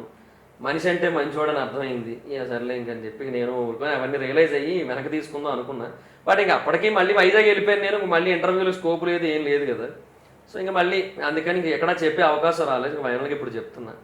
సో ఎవరి విషయంలో అయినా తప్పుగా మాట్లాడుంటే సారీ, ఎస్పెషల్లీ విష్ణుప్రియ గారికి. ఎందుకంటే ఆవిడ నాకు ఆ తర్వాత మెసేజ్ పెట్టారు ఇన్స్టాగ్రామ్లో, ఏం చెప్పాలో అర్థం కాక సైలెంట్ కూరుకున్నాను నేను, అంతే. సో అందుకని అంతే. ఇప్పుడు అంతే ఆలోచించి మాట్లాడాలంటారు, అందుకే అంటే ఆలోచించే మాట్లాడాను. కానీ అప్పుడు నేను అదే నిజం అనుకున్నా. తెలిసిన తర్వాత రియలైజ్ అయిన తర్వాత ఒప్పుకోవడం కూడా బెస్ట్ ఆప్షన్ అని నాకు అనిపించింది. అవును, ఇప్పుడు నువ్వు ఎలాగో ఒప్పుకున్నావు కాబట్టి వాళ్ళు చూసిన వాళ్ళకి క్షమిస్తే సూపర్ హ్యాపీగా ఉండొచ్చు అందరూ. ఇంకొకటి, షోలు సీక్రెట్స్ బయట పెట్టడం అది ఎంతవరకు కరెక్ట్? అంటే ఇప్పుడు బిగ్ బాస్ అంటే కరెక్టే, ఎందుకంటే కొంచెం ముందు చెప్తే హైప్ బిల్డ్ అవుతుంది. అవును. సో జనరల్గా వాళ్ళు కూడా ఇంటర్నల్గా అదే ఫీల్ అవుతున్నారని తెలిసింది నాకు. సో ముందు కొన్ని పాయింట్లు ఇట్లా బయటికి వెళ్ళడం వల్ల హైప్ బిల్డ్ అవుతుంది, ఫోన్లే అనుకుంటున్నారు వాళ్ళు కూడా. So nice, okay. మిగతా షోలు అంటావు కొన్ని, మరి ఇంకా ఇప్పుడు క్యాష్లో డబ్బులు ఇవ్వట్లేదని చెప్పి సుదర్శన్ అని ఒక ఇంటర్వ్యూలో చెప్పాడు. డబ్బులు ఇవ్వరు కదా నార్మల్గానే. ఇప్పుడు క్యాష్ అనేది అదొక ఫార్మేట్. ఇప్పుడు నువ్వు అన్నది ఏమీ లేకుండా పడేస్తారు అనే దానికి నేను కూడా అడిగిన. ఇప్పుడు బండి పడేసారు అనుకో, ఇంజిన్ ఉండదు, అంతే. బండి పడేస్తారు, దానికి కూడా డబ్బులు ఇస్తారు, దానికి డబ్బులు ఇస్తారుగా. ఇప్పుడు వాళ్ళు కూడా బాగున్న దాన్ని కొలాప్స్ చేస్తే ఎవరికి రాకుండా పోద్ది కదా, చూసారనే ఆనందం కాదు కదా. అందుకని మనం కొన్ని నాకు అనిపించింది. కానీ బేసిక్గా ఒకటి అప్పుడే చెప్తున్నాను కదా, అత్తారింటి దారిలో డైలాగ్ ఉంటుంది, అప్పుడు శని నెత్తి మీద తాండవిస్తుంది. ఇప్పుడు బేసిక్గా ఇంకా అంతే. ఇప్పుడు మన ఇండస్ట్రీలో ఉన్నాం, ఇది మన ఇల్లు, మన ఇంట్లో జరిగే గొడవలు బయట చెప్పుకుంటే అది మన ఇంటి పరువు మనమే తీసినట్టు. ఓకే, దీన్ని పక్కన పెట్టేద్దాం. బిగ్ బాస్ అలా ఓకే. ఇంకా బిగ్ బాస్కి ఇప్పుడు ఏమన్నా వెళ్ళే ఛాన్స్ ఉందా, ఏమన్నా అనుకుంటున్నావా? లేకపోతే లేదు, నెక్స్ట్ సీజన్కి ఏమన్నా కొంచెం నా అంతటి నేనే ఒకసారి అప్రోచ్ అయ్యి చూస్తా. బట్ వాళ్ళకి కూడా ఇంట్రెస్ట్ ఉండాలి, ఎందుకంటే రివ్యూవర్స్ కాన్సెప్ట్ మీద వాళ్ళు కొంచెం అగైన్స్ట్ ఉన్నారు. ఎందుకు అంటే I'm not saying anything bad about Adireddy గారు ఆర్ గీతూ గారు, వాళ్ళిద్దరు గురించి నేను ఇంకేం తప్పుగా అనట్లేదు. బట్ జనరల్గా వాళ్ళు ఆ సీజన్కి వచ్చినప్పుడు ఆ సీజన్ కొంచెం ఫెయిల్ అవ్వడం, వాళ్ళు ఎక్స్పెక్ట్ చేసినంత ఇంపాక్ట్ వీళ్ళ సైడ్ నుంచి రాకపోవడం, ఇట్లా కొన్ని థింగ్స్ ఉండడం వల్ల, అండ్ వాళ్ళు బయటికి వెళ్ళిన తర్వాత ఆబ్వియస్లీ రీచ్ పెరుగుతుంది. సో బిగ్ బాస్ రివ్యూస్కి బాగా రీచ్ వస్తుంది. సో అది మనం సీజన్ 7లో ఆదిరెడ్డి గారు చూసాం. గీతూ గారు కూడా యాక్చువల్గా ఆ టైంకి ఆవిడ బస్కి వెళ్ళకపోయింటే ఆవిడ రివ్యూస్ చేసినాం అట్లా అనమాట. సో మళ్ళీ ఇంకొక కొత్త బల్యాన్ని మనమే ఎందుకు తయారు చేసుకోవడం అన్నట్టుగా ఉన్నారు వాళ్ళు రివ్యూవర్స్. వద్దాను. ఇంకోటి ఏంటంటే బయట ఆడియన్ ఎక్స్పెక్టేషన్ ఎలా ఉంటుందంటే వీడు ఎంతలాగా బయట ఉండి గ్రహిస్తాడు కదా, లోపల ఇంకెన్ని గేమ్స్ ఆడేస్తాడని చూస్తే అక్కడేమో తుస్సు ఉంటుంది. ప్రతిరోజు ఇప్పుడు ఎట్టుంటుందంటే ఈ బాల్ 6 కొడతాడు కదా అనుకుంటే కట్ చేస్తే ఆ బాల్ అవుట్ అయిపోతున్నాడు. అలా జరుగుతుంది. మరి ఎక్కడ బ్లండర్ మిస్టేక్, అంత పెద్ద మిస్టేక్ ఎలా జరుగుతుంది నాకు అర్థం కావట్లేదు. అదే ఇప్పుడు జనరల్గా ఆదిరెడ్డి గారితో మాట్లాడినప్పుడు ఆయన కూడా అదే చెప్పారు నాకు, బ్రో ఇక్కడ మనం బయట నుండి చూస్తాము, లోపలికి వెళ్ళిన తర్వాత అక్కడ మొత్తం వేరుంటుంది. సో దాన్ని నేను పూర్తిగా వర్ణించలేను, వర్ణించినా మీరు ఎక్కడా వర్ణించకండి బయట అని చెప్పారు. కొంచెం కొన్ని డీటెయిల్స్ చెప్పారు. లైక్ ఒక స్ట్రెస్ ఉంటుంది అక్కడ, ఆ స్ట్రెస్ దేని కారణంగా ఉంటుంది అనేది అక్కడికి వెళ్ళిన వాళ్ళకే తెలుస్తుంది, వాళ్ళు ఎవరు బయటికి చెప్పరు. సో ఇప్పుడు అందుకే నేను కూడా ఏం చెప్పట్లేదు, ఆదిరెడ్డి గారు నాకు చెప్పిన బేసిక్ డీటెయిల్స్ కూడా నేనేం చెప్పట్లేదు. కానీ బట్ అది అక్కడ ఉన్న వాళ్ళే ఎఫెక్ట్ అవుతారు. ఆ ఎఫెక్ట్ అయిన దాంట్లో కొన్నిసార్లు ఏం చేస్తారనేది వాళ్ళకే తెలియదు. అది అర్థం చేసుకొని ఇప్పుడు బయటకు వచ్చి ఆయన ఆ అర్థం చేసుకున్న నాలెడ్జ్తో చేస్తున్నారు ఆయన. మనకేంటి ఇప్పటికీ నేను ఇంకా వెళ్ళలేదు, మేబీ నెక్స్ట్ సీజన్కు ఎప్పుడైనా నేను వెళ్ళాను అనుకో, వెళ్తే మేబీ నేను అర్థం చేసుకొని నేను మాట్లాడతానేమో, అది నాకు తెలియదు. బట్ వెళ్తే ఖచ్చితంగా నాలో కూడా మార్పు వస్తుందని నేను చెప్పగలుగుతున్నా, అండ్ వెళ్తే నేను కూడా కొన్ని చోట్ల ఫెయిల్ అవ్వగలుగుతానని చెప్పగలుగుతున్నా. ఇప్పుడు నార్మల్గా ఒక కామనర్స్ ఎవరో ఒక సెలెక్ట్ అవుతారు, వాళ్ళు వెళ్తారు. ఒక నీకున్న విశిక్షణ జ్ఞానంతో వాళ్ళకి ఒక 4 టిప్స్ ఇవ్వాలంటే ఏమిస్తావు? ఏం లేదు, బేసిక్గా థింగ్ ఏంటంటే మనకు ఆల్రెడీ ప్రీవియస్ విన్నర్స్ ఎవరైతే ఉన్నారో వాళ్ళే మనకి ది బెస్ట్ పాత్ అయితే చూపిస్తున్నారు. మనకి కళ్యాణ్ ఒక మంచి పాత చూపిస్తున్నాడు, ఒక కామనర్ ఎట్లా బిహేవ్ చేస్తే గెలవచ్చు అనేది చూపించాడు చాలా క్లియర్గా. సో కళ్యాణ్ ఇన్స్పిరేషన్గా తీసుకోవచ్చు, అభిజిత్ని ఇన్స్పిరేషన్గా తీసుకోవచ్చు, సన్నీని ఇన్స్పిరేషన్గా తీసుకొని ఎంటర్టైన్ చేయొచ్చు, క్లీన్ కామెడీ. ఇమాన్యుల్ని ఇన్స్పిరేషన్గా తీసుకొని క్లీన్ కామెడీ చేయొచ్చు, నవదీప్ గారిని ఇన్స్పిరేషన్గా తీసుకొని చేయొచ్చు. అంటే నేను ఏమంటున్నానంటే end of the day you have to be a commercial cinema. నువ్వు ఒక కమర్షియల్ సినిమా లాగా అన్ని ఎలిమెంట్స్ చూపించాలి, నువ్వు నీలో ఒక ప్యాకేజ్ లాగా ఉండాలి నువ్వు, అప్పుడే you have the chance to win. Even Kalyan Tanuja bonding కూడా కొంచెం బాగా అనిపిస్తుంది, మనకి క్యూట్గా ఉంటుంది. So even though age difference అయినా డజంట్ మ్యాటర్ మనకి, ఇంకా ఆ టైంకి ఇట్ ఫెల్ట్ క్యూట్, బాగుంది. తర్వాత ఆ కళ్యాణ్ అనే పర్సన్ తాలూకా నామినేషన్లో ఫైర్ బాగుంటుంది, టాస్కుల్లో ఫైర్ బాగుంటుంది. నువ్వు ఎక్కడ 100% ఎఫర్ట్స్ పెట్టాలో అక్కడ 100% పెట్టు, ఎక్కడ 200% పెట్టాలో అక్కడ 200% పెట్టు, ఎక్కడ తగ్గాలో అక్కడ తగ్గు, ఎక్కడ రైజ్ అవ్వాలో అక్కడ రైజ్ అవ్వు. నీ తప్పు లేని చోట 100కి 200 సార్లు రైజ్ అవ్వు కావాలంటే. ఎందుకంటే ఇప్పుడు బేసిక్గా ఆదిరెడ్డి గారు నాకు ఒకటి చెప్పారు, సీజన్ 6లో ఆయన వెళ్ళిన టైంలో ఒక పర్టికులర్ ఇన్సిడెంట్ ఉంటుంది. అదే రేవంత్తో ఆయన ఇట్లా అన్నారని చెప్పి ఒకటి అప్పట్లో చూపించారు మనకి, ఈవెన్ నాగార్జున గారు ఒక చిన్న ఫుటేజ్ కూడా వేసి చూపించారని చెప్పి. దాని గురించి ఆయన ఫైట్ చేసిన తీరు గురించి ఆయన నాకు యాక్చువల్గా ఎక్స్ప్లెయిన్ చేశారు. మన టెలికాస్ట్ అయిన ఫుటేజ్ కాదు, ఆయన ఫైట్ చేసిన తీరు కూడా నాకు ఎక్స్ప్లెయిన్ చేశారు ఆయన. అంటే అంత సాలిడ్గా ఫైట్ చేస్తేనే అక్కడ నీకంటూ ఒక ఐడెంటిటీ ఏర్పడుతుంది. ఆ ఐడెంటిటీని ఏర్పాటు చేసుకోవడం చాలా ఇంపార్టెంట్. ఇది మేబీ ఆయన కూడా చెప్పకపోవచ్చు బయట ఎప్పుడు, ఎందుకంటే సందర్భం రాదు ఆయనకి ఎప్పుడు. ఆయనకి ఇంటర్వ్యూలు కూడా ఏమి ఇయ్యరు నాకు తెలిసి బయటకి.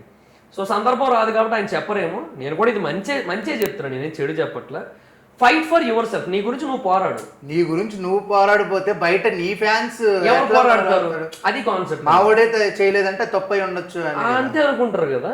సో అట్లా అనమాట. So simple logic, fight for your self, never give up. So 200% efforts పెట్టు. నామినేషన్స్లో తుపాస్ రీజన్లు పెట్టి నామినేషన్లు చేయకు, మంచి రీజన్లే పెట్టు. గేమ్స్ 100% ఆడు. మనుషులతో అట్లీస్ట్ ఒకరిద్దరితో అయినా సరే బాండింగ్ ఏర్పాటు చేసుకో. That is the best advice నేను చెప్పేది. మనకు 4 ఉండాలి, 4 కాకపోతే 2 ఉండాలి అక్కడ. అవును, అక్కడ హౌస్లో ఇద్దరు ఉండాలి పక్కాగా. అవును. నేను పుట్టేటప్పుడు ఒక్కడనే వచ్చా, పోయేటప్పుడు ఒక్కడనే పోతా, ఏదో హర్షానంద డైలాగ్ ఉంటుంది, ఒక్క నాకు ఎవడ అక్కర్లేదు నాకు, ఒక్క నాకు ఎవడ అక్కర్లేదు నాకు, పుట్టేటప్పుడు ఉన్నా పోయేటప్పుడు ఉంటారు. అలా వద్దు, ఉండాలి. సో ఉండాలి, ఫ్రెండ్షిప్ ఉండాలి, మంచిగా హెల్తీ బాండింగ్ పెట్టుకోక ఇద్దరితో. వాళ్ళ కోసం నిలబడు, మంచి ఇద్దరు, వాళ్ళ కష్టం వస్తే నిలబడు, వాళ్ళు తప్పు చేస్తే వాళ్ళ మొహం మీదే చెప్పు. ఆ రీజన్ పెట్టి నామినేట్ చెయ్యొద్దు, కానీ వాళ్ళ మొహం మీద చెప్పు, చెప్పకుండా కూడా వదలొద్దు.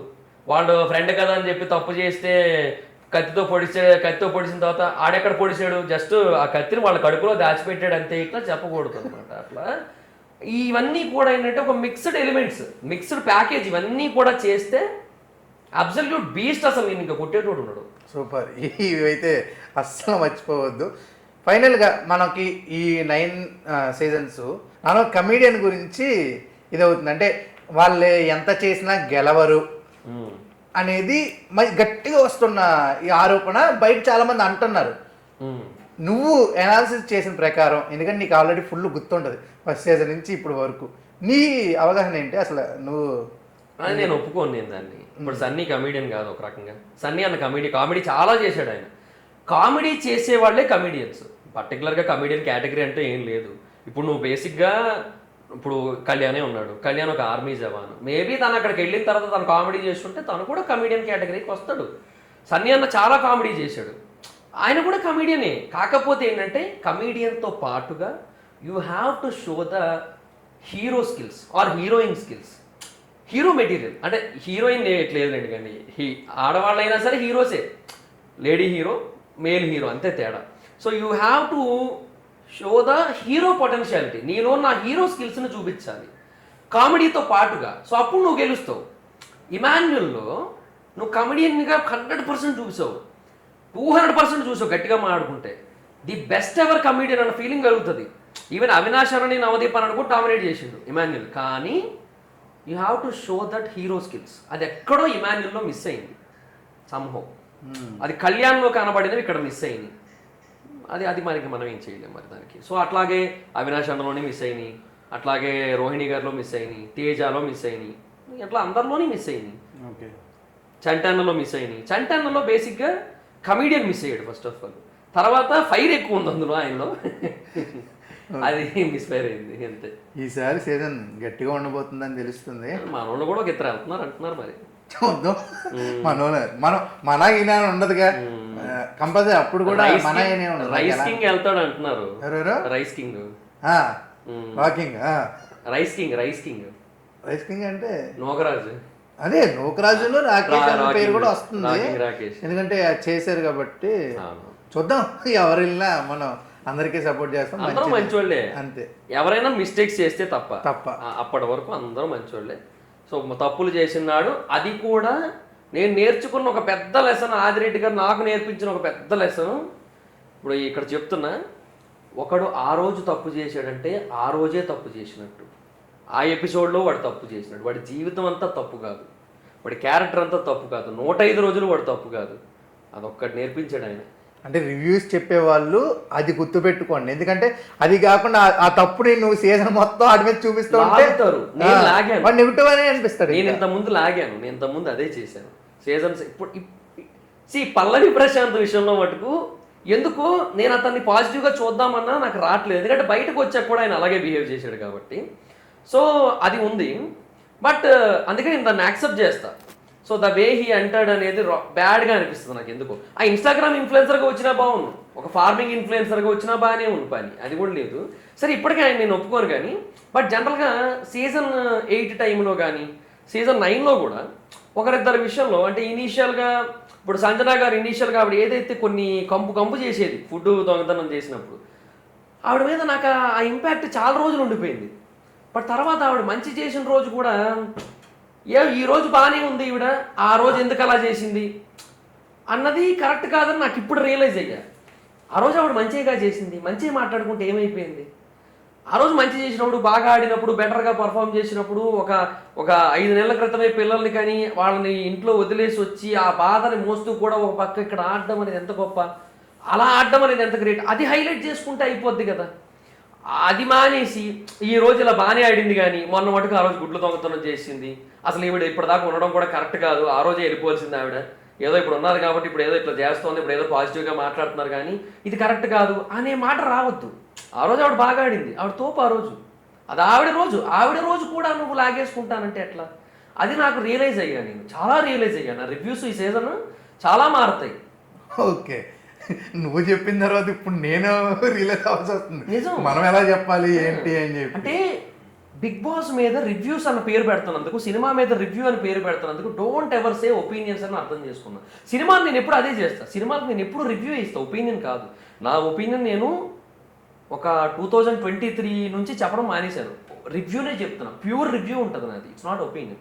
బిగ్ బాస్ మీద ఒపీనియన్ చెప్పేసేవాడిని లాస్ట్ సీజన్ వరకు కూడా, నాకు మండితే మండినట్టే చెప్పేటువంటి, తిట్టుకునేటువంటి నేను ఎపిసోడ్ చూస్తున్నప్పుడు ల్యాప్టాప్ ముందు కూర్చొని అదే పోర్ట్రే అయ్యేది వీడియోలో. ఈసారి నుంచి కూడా ఓకే వీళ్ళు ఇలా చేశారంటే ఎందుకు చేశారు, ఏ రీజన్ లేకుండా చేసినట్టయితే తప్పు, ఆ రోజుకు తప్పు చేశారు అది మాట్లాడుకుందాం, ఈ రోజు ఖచ్చితంగా తప్పు చేశారు, వారం అంతా తప్పు చేస్తే వారం అంతా తప్పు చేశారు, బట్ నెక్స్ట్ వారం బాగా ఆడితే అప్రిషియేషన్ ఓన్లీ.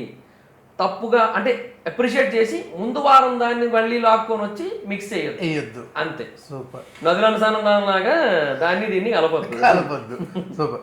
ఇప్పుడు ఒక సక్సెస్ఫుల్ యూట్యూబర్ నువ్వు, ఏదో ఒక కాలేజ్ అది ఓకే, ఆ యూట్యూబర్ తీసుకుందాం. ఇప్పుడు కొత్తగా యూట్యూబ్ స్టార్ట్ చేద్దాం అనుకున్న చాలా మంది ఇంకా అప్కమింగ్ ఉన్నారు కదా, జెన్జీ కిడ్స్, చాలా మంది. వాళ్ళకి జెన్జీస్ ఇంకా యూట్యూబ్ రాట్లా, ఇన్స్టాగ్రామ్ లోనే ఉన్నారులే.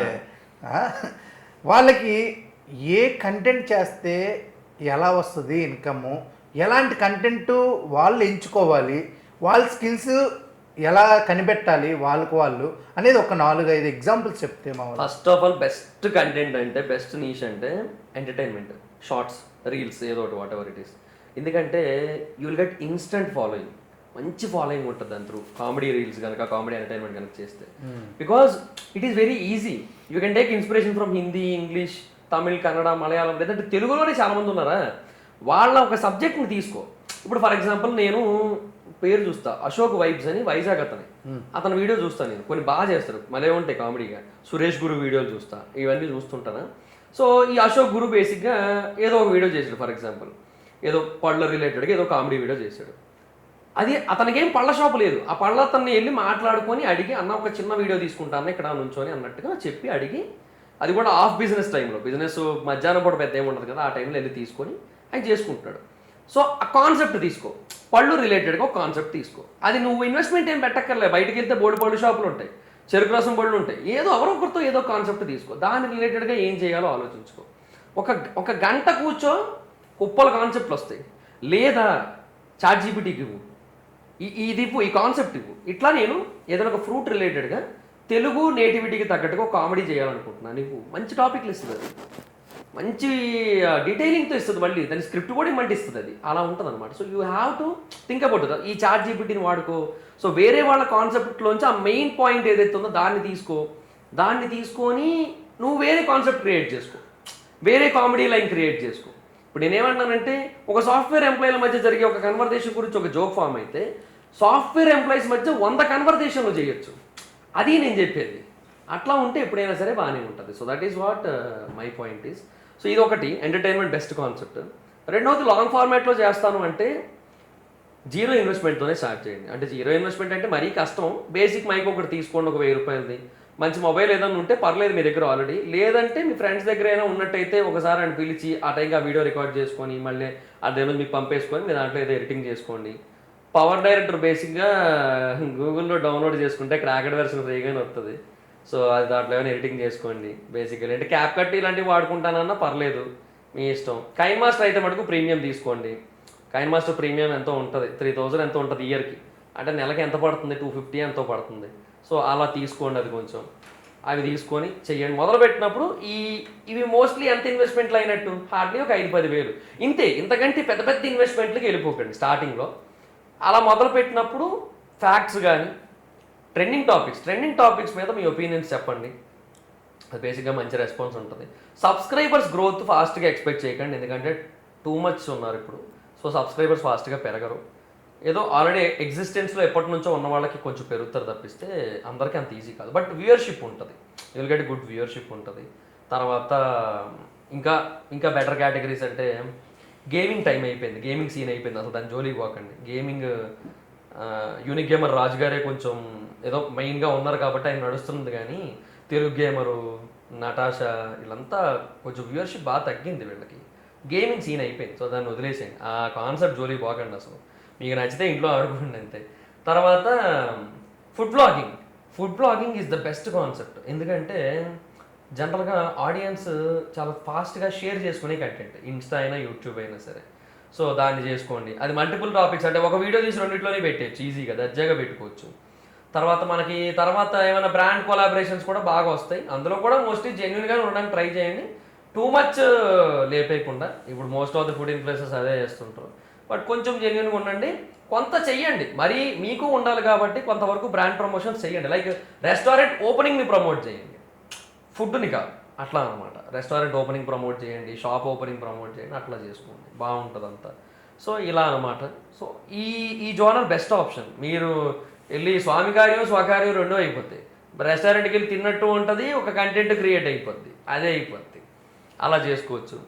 తర్వాత పర్సనల్ వ్లాగింగ్ని బాగా చేయగలిగితే, అంటే like you had a big family, ఆ ఫ్యామిలీ మెంబర్స్ కూడా కెమెరా ముందు కనబడడానికి సిగ్గుపడరు, ఇబ్బంది పడరు అన్నట్టయితే యూ క్యాన్ డూ అనమాట. చాలామందికి ఎట్లా ఉంటుందంటే పాపం వాడు కెమెరా ఆన్ చేస్తారు వీడియో తీద్దామని చెప్పి, ఫ్యామిలీ మెంబర్స్ ఇలా ఉంటుంటారు. అట్లాంటప్పుడు ఆడికి ఇబ్బందిగా ఉండి చేయలేకపోతుంటారు. అలా కాదు, నీకు ఇబ్బంది లేదు, ఎక్కడికి వెళ్ళినా నిన్ను యాక్సెప్ట్ చేస్తారు అన్నట్టయితే start that, better. Personal vlogging చాలా బెస్ట్, బాగా కనెక్ట్ అవుతారు. కాకపోతే అట్లా కనెక్ట్ అయిన తర్వాత మీరు యూకే వెళ్ళిపోయి అక్కడ ఏం స్కామ్లు గట్రా చేయకండి, అదొకటి గుర్తుపెట్టుకోండి. ఇప్పుడు ఆవిడ కూడా వైరల్ అది ఎంతవరకు నిజమంటావు? జరిగింది. ఇవాళ వచ్చే ముందు ఒక వీడియో పెట్టేసి వచ్చాను. బేసిక్గా లాయర్ ఒక ఆవిడ, వీళ్ళకి ఏంటి సంబంధం లేదు, వీళ్ళంతా మధ్యవర్తిత్వం అని చెప్పారు కదా. ఒక కంపెనీ ఉంది, అదేదో స్మైల్ హెల్త్ కేర్ అని చెప్పి, అది వీళ్ళే మేనేజింగ్ డైరెక్టర్స్, వీళ్ళే సిఓఎస్ ఇచ్చారు ఒక అమ్మాయికి, మంగళూరుకి చెందిన ఒక అమ్మాయికి, కర్ణాటక. సిఓఎస్ ఇస్తే అమ్మాయి 22 లక్షలు ఇచ్చింది. ఆటో డ్రైవర్ కూతురట అమ్మాయి. మళ్ళీ రూపాయి దాచుకొని ఇచ్చిన డబ్బులు, అది వీసా రిజెక్ట్ అయింది. ఇప్పుడు వచ్చి రిఫండ్ రాలే. ఎందుకు రిజెక్ట్ అయింది తెలుసా వీసా? ఇవి బేసిక్గా 8వ తారీఖున జూలై 8, 2024 సర్టిఫికేట్ ఇచ్చారు, అదే సిఓఎస్ ఇచ్చారు. 10వ తారీఖున ఈ అమ్మాయి సంతకం పెట్టి రిటర్న్ పంపింది. ఈ లోపు 9వ తారీఖున ఈ నందన అన్న ఆవిడ దాని నుంచి రిజైన్ చేసింది, అంటే ఆవిడ మీదకి రాకుండా. అండ్ ఆ కంపెనీ ఫండ్స్ -$10,000 ఉంది. మైనస్ నెగిటివ్లో ఉన్న ఫండ్స్ ఉన్న కంపెనీకి ఎవడన్నా వీసా ఇస్తారా? వీసా రాదని తెలిసే వాడు బేసిక్ ఈ ఫండ్స్ డీటెయిల్స్ ఏం చెప్పరు కదా, ఎవరు అడగరు. ఇప్పుడు నేను కూడా ఏదైనా కంపెనీకి సిఓఎస్ అప్లై చేస్తున్నాను అనుకో, మీ కంపెనీ ఫండ్స్ ఆ ట్రాన్సాక్షన్స్ డీటెయిల్స్ చూపించండి, నేను ఎప్పుడు అడగను. నాకు జాబ్ ఇస్తున్నారో లేదా, నా శాలరీ ఏందని నేను చూసుకుంటా. అమ్మాయి అదే చేసింది. తీరా చూస్తే ఫండ్స్ నెగిటివ్లో ఉండి వీసా రాదని తెలిసే చేశారు అదంతా. సో ఇప్పుడు మరి ఆ అమ్మాయికి ఇంకా రిఫండ్ అయితే రాలేదు. మరి ఎంత పెద్దది, ఒక ఆటో డ్రైవర్ కూతురు 22 లక్షలు, వాళ్ళ నాన్న ఎంత కష్టపడి సేవ్ చేసి ఉంటాడు, ఇప్పటికి వచ్చి రాలే. మరి కేసు ఫైల్ అయింది. మరి ఇంకా అది కూడా అదే జరుగుతుంది. మంగళి గారు కానీ ఈవిడి కానీ అందరూ సైడ్ ఏమో బెట్టింగ్స్ అని అయిపోయింది, డబ్బులు అయిపోయింది మొత్తం. నాన్ మేస్ అంటే గుర్తొచ్చింది. ఏం పరిస్థితి ఇప్పుడు? చెన్నైలో ఉన్నాడా ఏంటి? లేదే, చెన్నై వ్లాగ్స్ ఏవో చేస్తున్నట్టున్నాడుగా. చైనా సారీ, చెన్నై తలా గుర్తొచ్చాడు. చైనా వ్లాగ్స్ కదా, ఫోన్ చేస్తున్నారా ఏమన్నా? మధ్యలో ఒకసారి మాట్లాడారు. ఏంటి చైనా గురించి ఏం చెప్తున్నారు? అక్కడ కాకుండా నార్మల్ గా ఏం లేదు, నార్మల్ గా మాట్లాడుకుంటాం అంతే, పెద్ద వ్లాగింగ్ కన్వర్సేషన్ ఏమి ఉండదు. ఓకే, ఏడు బ్రో చూస్తున్నారా వీడియోలో? ఆయన అంటాడు చూస్తున్నానండి, నేను అట్లా మాట్లాడుకుంటాం కాసేపు అంతే, పెద్ద కన్వర్సేషన్ ఏమి ఉండదు. ఏంది ఇప్పుడు నాన్ వేషన్ గారు మనం మాట్లాడినప్పుడు ఒక సిచ్యువేషన్లో ఉన్నారా, అదొక బెట్టింగ్ని అరికట్టే ఇదిలో, దాని తర్వాత కొంచెం నోరు జారి కొంచెం ఏదో మాట్లాడారని చెప్పి ఇప్పుడు మళ్ళా నేను ఎలాంటి ఇది చేయను అని చెప్పి చెప్పడం జరిగింది. ఇప్పుడు ఎలా ఉంది? ఆయన ఎప్పుడైనా చెప్పడం జరిగిందా? ఇప్పుడు నువ్వు అబ్జర్వేషన్? మాట్లాడలేదు, నేను అది అడగలేదు, కానీ ఆయన ఒకటే అన్నాడు, తప్పు జరిగింది, సరే ఓకే, నేను దానికి సారీ చెప్పాను, అయినా కూడా దాన్ని ఎవరు మార్చలేరు కాబట్టి, ఆడియన్స్ మైండ్ సెట్ని నేను వెళ్ళి కూర్చొని మార్చలేను కాబట్టి నా పని నేను చేసుకుంటూ వెళ్ళిపోతా అని చెప్పి ఆయన మళ్ళీ ఆ తర్వాత వ్లాగింగ్ మొదలు పెట్టారు. కొన్నాళ్ళు బ్రేక్ తీసుకున్నారు, 1 month అనుకుంటా, కొన్నాళ్ళు బ్రేక్ తీసుకున్నారు బాగా. మైండ్ పీస్ఫుల్గా మార్చుకున్నారు. తర్వాత ఆయన కంటిన్యూ చేశాడు బ్లాగింగ్. బెస్ట్ ఆయనకి ఏంటంటే ఆయన కాలు ఒక చోట ఉండలేడు, కాలు ఒక చోట ఉండదు ఆయనకి, అది తిరుగుతూ ఉండాలి ఆయనకి అదే కరెక్ట్ కూడా. మనలాంటి వాళ్ళకి అది రాదు మళ్ళీ. నేనే గోవాలో అన్ని రోజులు చేయలేకపోయినా అసలు బాగుందా గోవా బిర్యానీ భలే ఉంటుంది. నువ్వు కూడా గోవా వెళ్ళినావు కదా, గోవా గురించి నువ్వు అదే అప్పట్లో బ్లాగింగ్ అని పడ్డావు, బైక్ ఇదైంది, ఫ్లై క్యాంప్ ఇది సంథింగ్ ఉంది కదా, డ్రోన్ అది కాదు బయస్ అని అదో డ్రోన్ పోయింది. ఓకే, అదే లొకేషన్ కి నేను వెళ్ళి నా డ్రోన్ ఎగిరేసాను, కాకపోతే నా సేఫ్గా వచ్చింది. గోవా గురించి నువ్వు కనిపెట్టింది అదే, నీకు అనిపించింది గోవా గురించి నువ్వు చెప్పు ఒకసారి. పొరపాటును కూడా సౌత్ గోవాకి వెళ్ళొద్దు, ఏముండదు అక్కడ. మొత్తం వెళ్ళారంటే డబ్బులు దండా తప్ప ఏముండదు అక్కడ. ఎంత చూసినా నార్త్ గోవాలోనే చూడండి. బటర్ఫ్లై బీచ్ బాగుంటుంది, నేను కాదన్ను, కానీ దానికోసం అదేందో ఆయన పేరేంది, అడ్వెంచర్లు చేస్తుంటాడు కదా ఫారెస్ట్లో, ఆయన పేరేంది, ఒక ఆయన ఉంటాడు రా, జేమ్స్ బాండ్ రేంజ్లో తిరుగుతుంటాడు, పేరు గుర్తురాట్లా. సో అతనిలాగా అడవుల్లో తుప్పల్లో పడి వెళ్ళాల్సి ఉంటుంది ఆ బీచ్ లోపలికి. అంత చేస్తే అంతేం ఉండదు అక్కడ. కానీ సీరియస్లీ చెప్తున్నా, గోవాలో నేను చాలా బీచ్లకి వెళ్ళా, లైక్ క్యాలంగుడ్కి వెళ్ళా, బాగాకి వెళ్ళా, మధ్యలో అంజునా బీచ్కి వెళ్ళా, అది చెపోరా ఫోర్ట్ ఉంటుంది చూడు, దానికి ఎంతో అదే ఏదో మొత్తం పేరు మర్చిన ఛానల్ అయింది కదా, సో దానికి ఎంతో బీచ్ ఉంటుంది, అగోండా బీచ్ ఏదో సంథింగ్, ఆ బీచ్కి వెళ్ళా. ఇవన్నీ చూసిన తర్వాత నేను రియలైజ్ ఏంటంటే, దండవరా దోత వైజాగ్ బీచ్లో ఏం కదరా దీనికంటే గాలి బాగా వేస్తుంది అనిపిస్తుంది తెలుసా. నిజంగా చెప్తాను, గోవా బీచ్లో అంజునా బీచ్ తప్పిస్తే ఇంకెక్కడా గాలి రాదురా. ఇంకో డోనాపాలా బీచ్ కూడా వెళ్ళాను నేను, అక్కడే స్టే చేశాను నేను. డోనాపాలా బీచ్లో ఏది బాగుంటుంది తెలుసా, రాక్ ఫార్మేషన్ బాగుంటుంది, రాళ్ళది ఉంటుంది అనమాట. అక్కడ దాని మీద కూర్చుంటానా, నీళ్లు కేవలం నా కాళ్ళని ఇక్కడ వరకు టచ్ చేస్తుంటాయి, మోకాళ్ళ దాకా. అలా కూర్చొని పాటలు పెట్టుకుంటారా, హెడ్ ఫోన్స్ పెట్టుకొని, ఆ లైఫ్ సూపర్. వైజాగ్లో అలా లేదులే కానీ అదొక్కటి నాకు నచ్చింది. కేరీ బీచ్ నువ్వు వెళ్ళలేదులే, కేరీ అనేది ఎండింగ్ బీచ్, అది వెళ్ళలేదు. అక్కడే షూటింగ్స్ జరుగుతాయి. ఎక్కడ సౌతా నార్త్ అర్తే. మన ఛానల్ చూడు, గోవా గురించి ఇంప్రెషన్ మారుతుంది. ఓకే, కానీ అంటే బాగానే ఉంటుంది, నీకు కాదన్న కానీ. బట్ ఇప్పుడు మరీ వరస్ట్గా తయారైంది ఎక్కడంటే, టూరిజంని టూ మచ్ ఎక్స్ప్లాయిట్ చేసేస్తున్నారు. క్యాబ్ ఛార్జీలు కిలోమీటర్కి అప్పుడులోనే 40 ఉండేది, ఇప్పుడు 55 చేశారట. దారుణం రే అది, ఈ దారుణం మహా దారుణం సార్. అందుకే గోవా మైల్స్ అని ఒక యాప్ ఉంది, దాంట్లో నువ్వు బుక్ చేసుకోవచ్చు, అది గవర్నమెంట్ యాప్ అనమాట. ఓకే, అవునా? ఇలాంటివి ఇన్ఫర్మేషన్ ఇవ్వటానికి మేము ఉన్నాం, మిమ్మల్ని కష్టపట్టుకుండా అనమాట. మంచిదే. Okay, super. అయితే నీ లైఫ్ మళ్ళా బ్యాక్ టు హైదరాబాద్, ప్రమోషన్స్ అవి ఫుల్ గా చేయబోతున్నావు అంతేనా? స్టార్ట్ చేసా ప్రమోషన్స్ అంటే ఇంకా ఏమో రాలేదు. మొన్న ఏదో చాయ్ షార్ట్స్ ప్రమోషన్ ఒకటి వచ్చింది అంతే. సో అది డిపెండ్స్, ఏమైనా హైదరాబాద్ వస్తే చూద్దాం, ఏమైనా లోకల్ ప్రమోషన్స్ ఏమైనా వస్తాయేమో చూడాలి. ఇంకా అవి వస్తేనే ఏదో కొంచెం రెంట్లకి ఆటికి వెళ్తుంది. మరి ఇంకా వస్తుంది. నీకు టాలెంట్ బోల్డ్ ఉంది, 6-7 ఛానల్స్ మెయింటైన్ చేసినాడు ఉంది. ఒక్కసారి బ్యాడ్ టైం నడుస్తుంటుంది, అప్పుడు మనం ఏం చేయలేం దాన్ని. అంటే వస్తున్నప్పుడు మనమే గట్టిగా ఉండి అది వెళ్ళే వరకు ఆగితే చాలు. సూపర్ ఇంటర్వ్యూ జరిగింది, మంచిగా మాట్లాడుకున్నాం, తప్పుల్ని వెనక్కి తీసుకున్నాం. అప్పటికి ఇప్పటికీ నేను చాలా మారిపోయాను, అదంతా అప్పుడండి, ఇప్పుడు నేను మారిపోయాను అన్నట్టు అనమాట. సో చాలా రియలైజేషన్స్ వచ్చినాయి లైఫ్లో.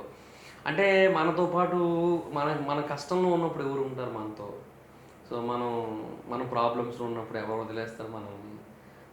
అయినా కూడా కొన్నిసార్లు we have to move on. అది తెలిసినా తెలియకపోయినా, అర్థం చేసుకున్నా చేసుకోకపోయినా, లైఫ్ మనల్ని ఎటు తీసుకెళ్తే అటు వెళ్ళిపోవాలి. గొడ్డు చాకరీ చేయాల్సిందే, వేరే దారి లేదు. రాత్రి నిద్ర లేకపోయినా 3 గంటలు 2 గంటలు పడుకున్నా సరే మళ్ళీ లేచి పని చేసుకోవాలి, యాక్టివ్గా పని చేయాలి. మాతో నిద్ర వచ్చేస్తుంటూ రెడ్ బుల్ తాగేసి పని చేసుకోవడం, షుగర్ ఫ్రీది, అంతే. ఇదే నేర్చుకున్నాను నేను. నువ్వు ఒక సక్సెస్ స్టోరీ చెప్పావు కదా ఒక ఆయన దగ్గర, ఏది సంథింగ్ ఆయన పేరు గుర్తురాలేదు, ఒక సక్సెస్ స్టోరీ చెప్పావు నువ్వు. నేను ఈ ఫోన్తో చేశాను ఇది, అప్పుడు మా అమ్మ కళ్యాణ్ ఆయన దగ్గర ఒక బిజినెస్ అనేది అని. అదే అప్పుడు ఇది పెట్టినప్పుడు బిజినెస్ లేదు, అది ముందు, అది అప్పట్లో 2020లోనో 2021లో ఏదో జరిగింది. ఆయన అప్పట్లో వేణు కళ్యాణ్ గారిది ఏదో అచీవ్మెంట్ టైప్ అవార్డు ఏదో పెట్టారు అప్పట్లో. సో అప్పుడు వెళ్ళినప్పుడు అప్పుడు మాట్లాడా. అప్పుడు నిజంగానే నాకు ఉండేవి చాలా ఛానల్స్ ఉండేవి. ఇప్పుడు ఇంకా 4 మెయిన్ ఛానల్స్ ఉన్నాయి, కొత్తవి పెట్టా. పాడ్కాస్ట్ అని, రియాక్షన్స్ అని, టెక్ అని, ఏవియేషన్ అని అట్లా పెట్టా. కానీ అంతకుముందు ఒక 6 ఛానల్స్ దాకా ఉండేవి, నేను ఒక్కడే రన్ చేసేటప్పుడు. అప్పుడు ఒక మొబైల్ ఉండేది ఆసస్ ROG2, ఇప్పుడు అది బాగా అయిపోయిందండి. అంటే దాని ఇప్పుడు ఓన్లీ మొబైల్స్ లేకపోతే ఇంకేమన్నా మొబైల్స్ అంటే ల్యాప్టాప్ ఉంది స్టాఫ్కి, మరి ల్యాప్టాప్ ఇచ్చాను. సో బట్ నేనైతే మొబైల్స్తోనే చేస్తున్నాను మొత్తం. సో స్టిల్ ఇప్పటికే నేను అదే అంట, if you have a good mobile go with that, అంతే. కొత్తగా ఏం అక్కర్లే. సో కాకపోతే మంచి కెమెరా ఉండేలా చూసుకోండి. బేసిక్గా మొన్నటిదాకా నా S24 Ultra నాకు దేవుడు, మొన్నటిదాకా దాంతోనే చేసేటోడిని. మొన్నే నా ఫ్రెండ్ ఒక ఆయన యూట్యూబర్ది క్రెడిట్ కార్డ్ తీసుకొని దాని మీద ఈఎంఐలో Vivo X300 Pro తీసుకున్నా. అంటే మరి నాకు ఎడిటింగ్ అది బాగా ల్యాగ్ అయిపోతుంది, అంటే 2 కావాలి నాకు అని చెప్పి, ఆల్టర్నేట్ మొబైల్ కావాలని చెప్పి ఈఎంఐలో తీసుకున్నా. డైరెక్ట్గా డబ్బులు కట్టే పరిస్థితి లేదు. సో అందుకని ఈఎంఐలో తీసుకున్నా. ఆ కెమెరా చూసిన తర్వాత S24 నువ్వు కొంచెం ఇంప్రూవ్ అవ్వాలి ఇంకా అన్నట్టుగా ఉంది. సో బట్ ఏదైనా S24 Ultra నేను తక్కువ చేయను, ఎందుకంటే నాకు 2 ఏళ్ళు పైన నాకు ఆ మొబైలే నాకు కాపాడింది నాకు. సో చాలా వీడియోలు చేశాను, చాలా అంటే ఏదైతే నేను అక్కడ పెట్టానో పోయింది మొత్తానికి, బట్ మళ్ళీ అది ఇస్తుందన్న కాన్ఫిడెన్స్ ఉంది. ఇప్పటికీ కూడా ఒక మొబైల్, ఒక వీడియో దాంట్లో, ఒక వీడియో దీంట్లో తీస్తుంటా, కొంచెం బ్రైట్నెస్ అవి అడ్జస్ట్ చేసుకుంటుంటా అంతే. So end of the day మొబైల్సే అంతే, ఇంకా అంతకంటే. ఆయన సక్సెస్ స్టోరీ అయితే మీకు ఈరోజు చెప్పడం జరిగింది. ఎప్పుడు ఎలా మనిషి ఎలా మారుతాడు ఏంటి అనేది కూడా మనం ఒకసారి గ్రహించుకోవాలి. అది కూడా మనం ఒకరిని చూసే నేర్చుకోవాలి. ఆయన చెప్పాడు, ఆయన నేర్చుకుని ఆయన మారాడు, ఇప్పుడు సక్సెస్గా మళ్ళా నడవబోతున్నాడు. మీరు కూడా అలాగే మారండి, మంచిగా నడవండి. చూశారు కదా. అండ్ మళ్ళీ చెప్తున్నా, లాస్ట్ అండ్ ఫైనల్గా క్లోజ్ చేసే ముందు ఖచ్చితంగా ఒక 2 ఏళ్ళు నాకు టైం ఇవ్వండి. మళ్ళీ ఆ అమౌంట్ ఏదైతే ఉందో అది నేను మళ్ళీ డెఫినెట్గా ఫౌండేషన్స్కి ఇచ్చేస్తాను. ప్రసాద్ గారికి ఇచ్చేస్తాను, విఆర్కి ఇచ్చేస్తాను చెప్పాడు. ఇంకా ఇలాంటి ఇంటర్వ్యూస్ మళ్ళీ చేస్తూనే ఉంటాం. మరో కొత్త వీడియోతో మళ్ళీ కలుస్తా. అంతవరకు చూస్తూ ఉండి Telugu Aditya signing off. Bye.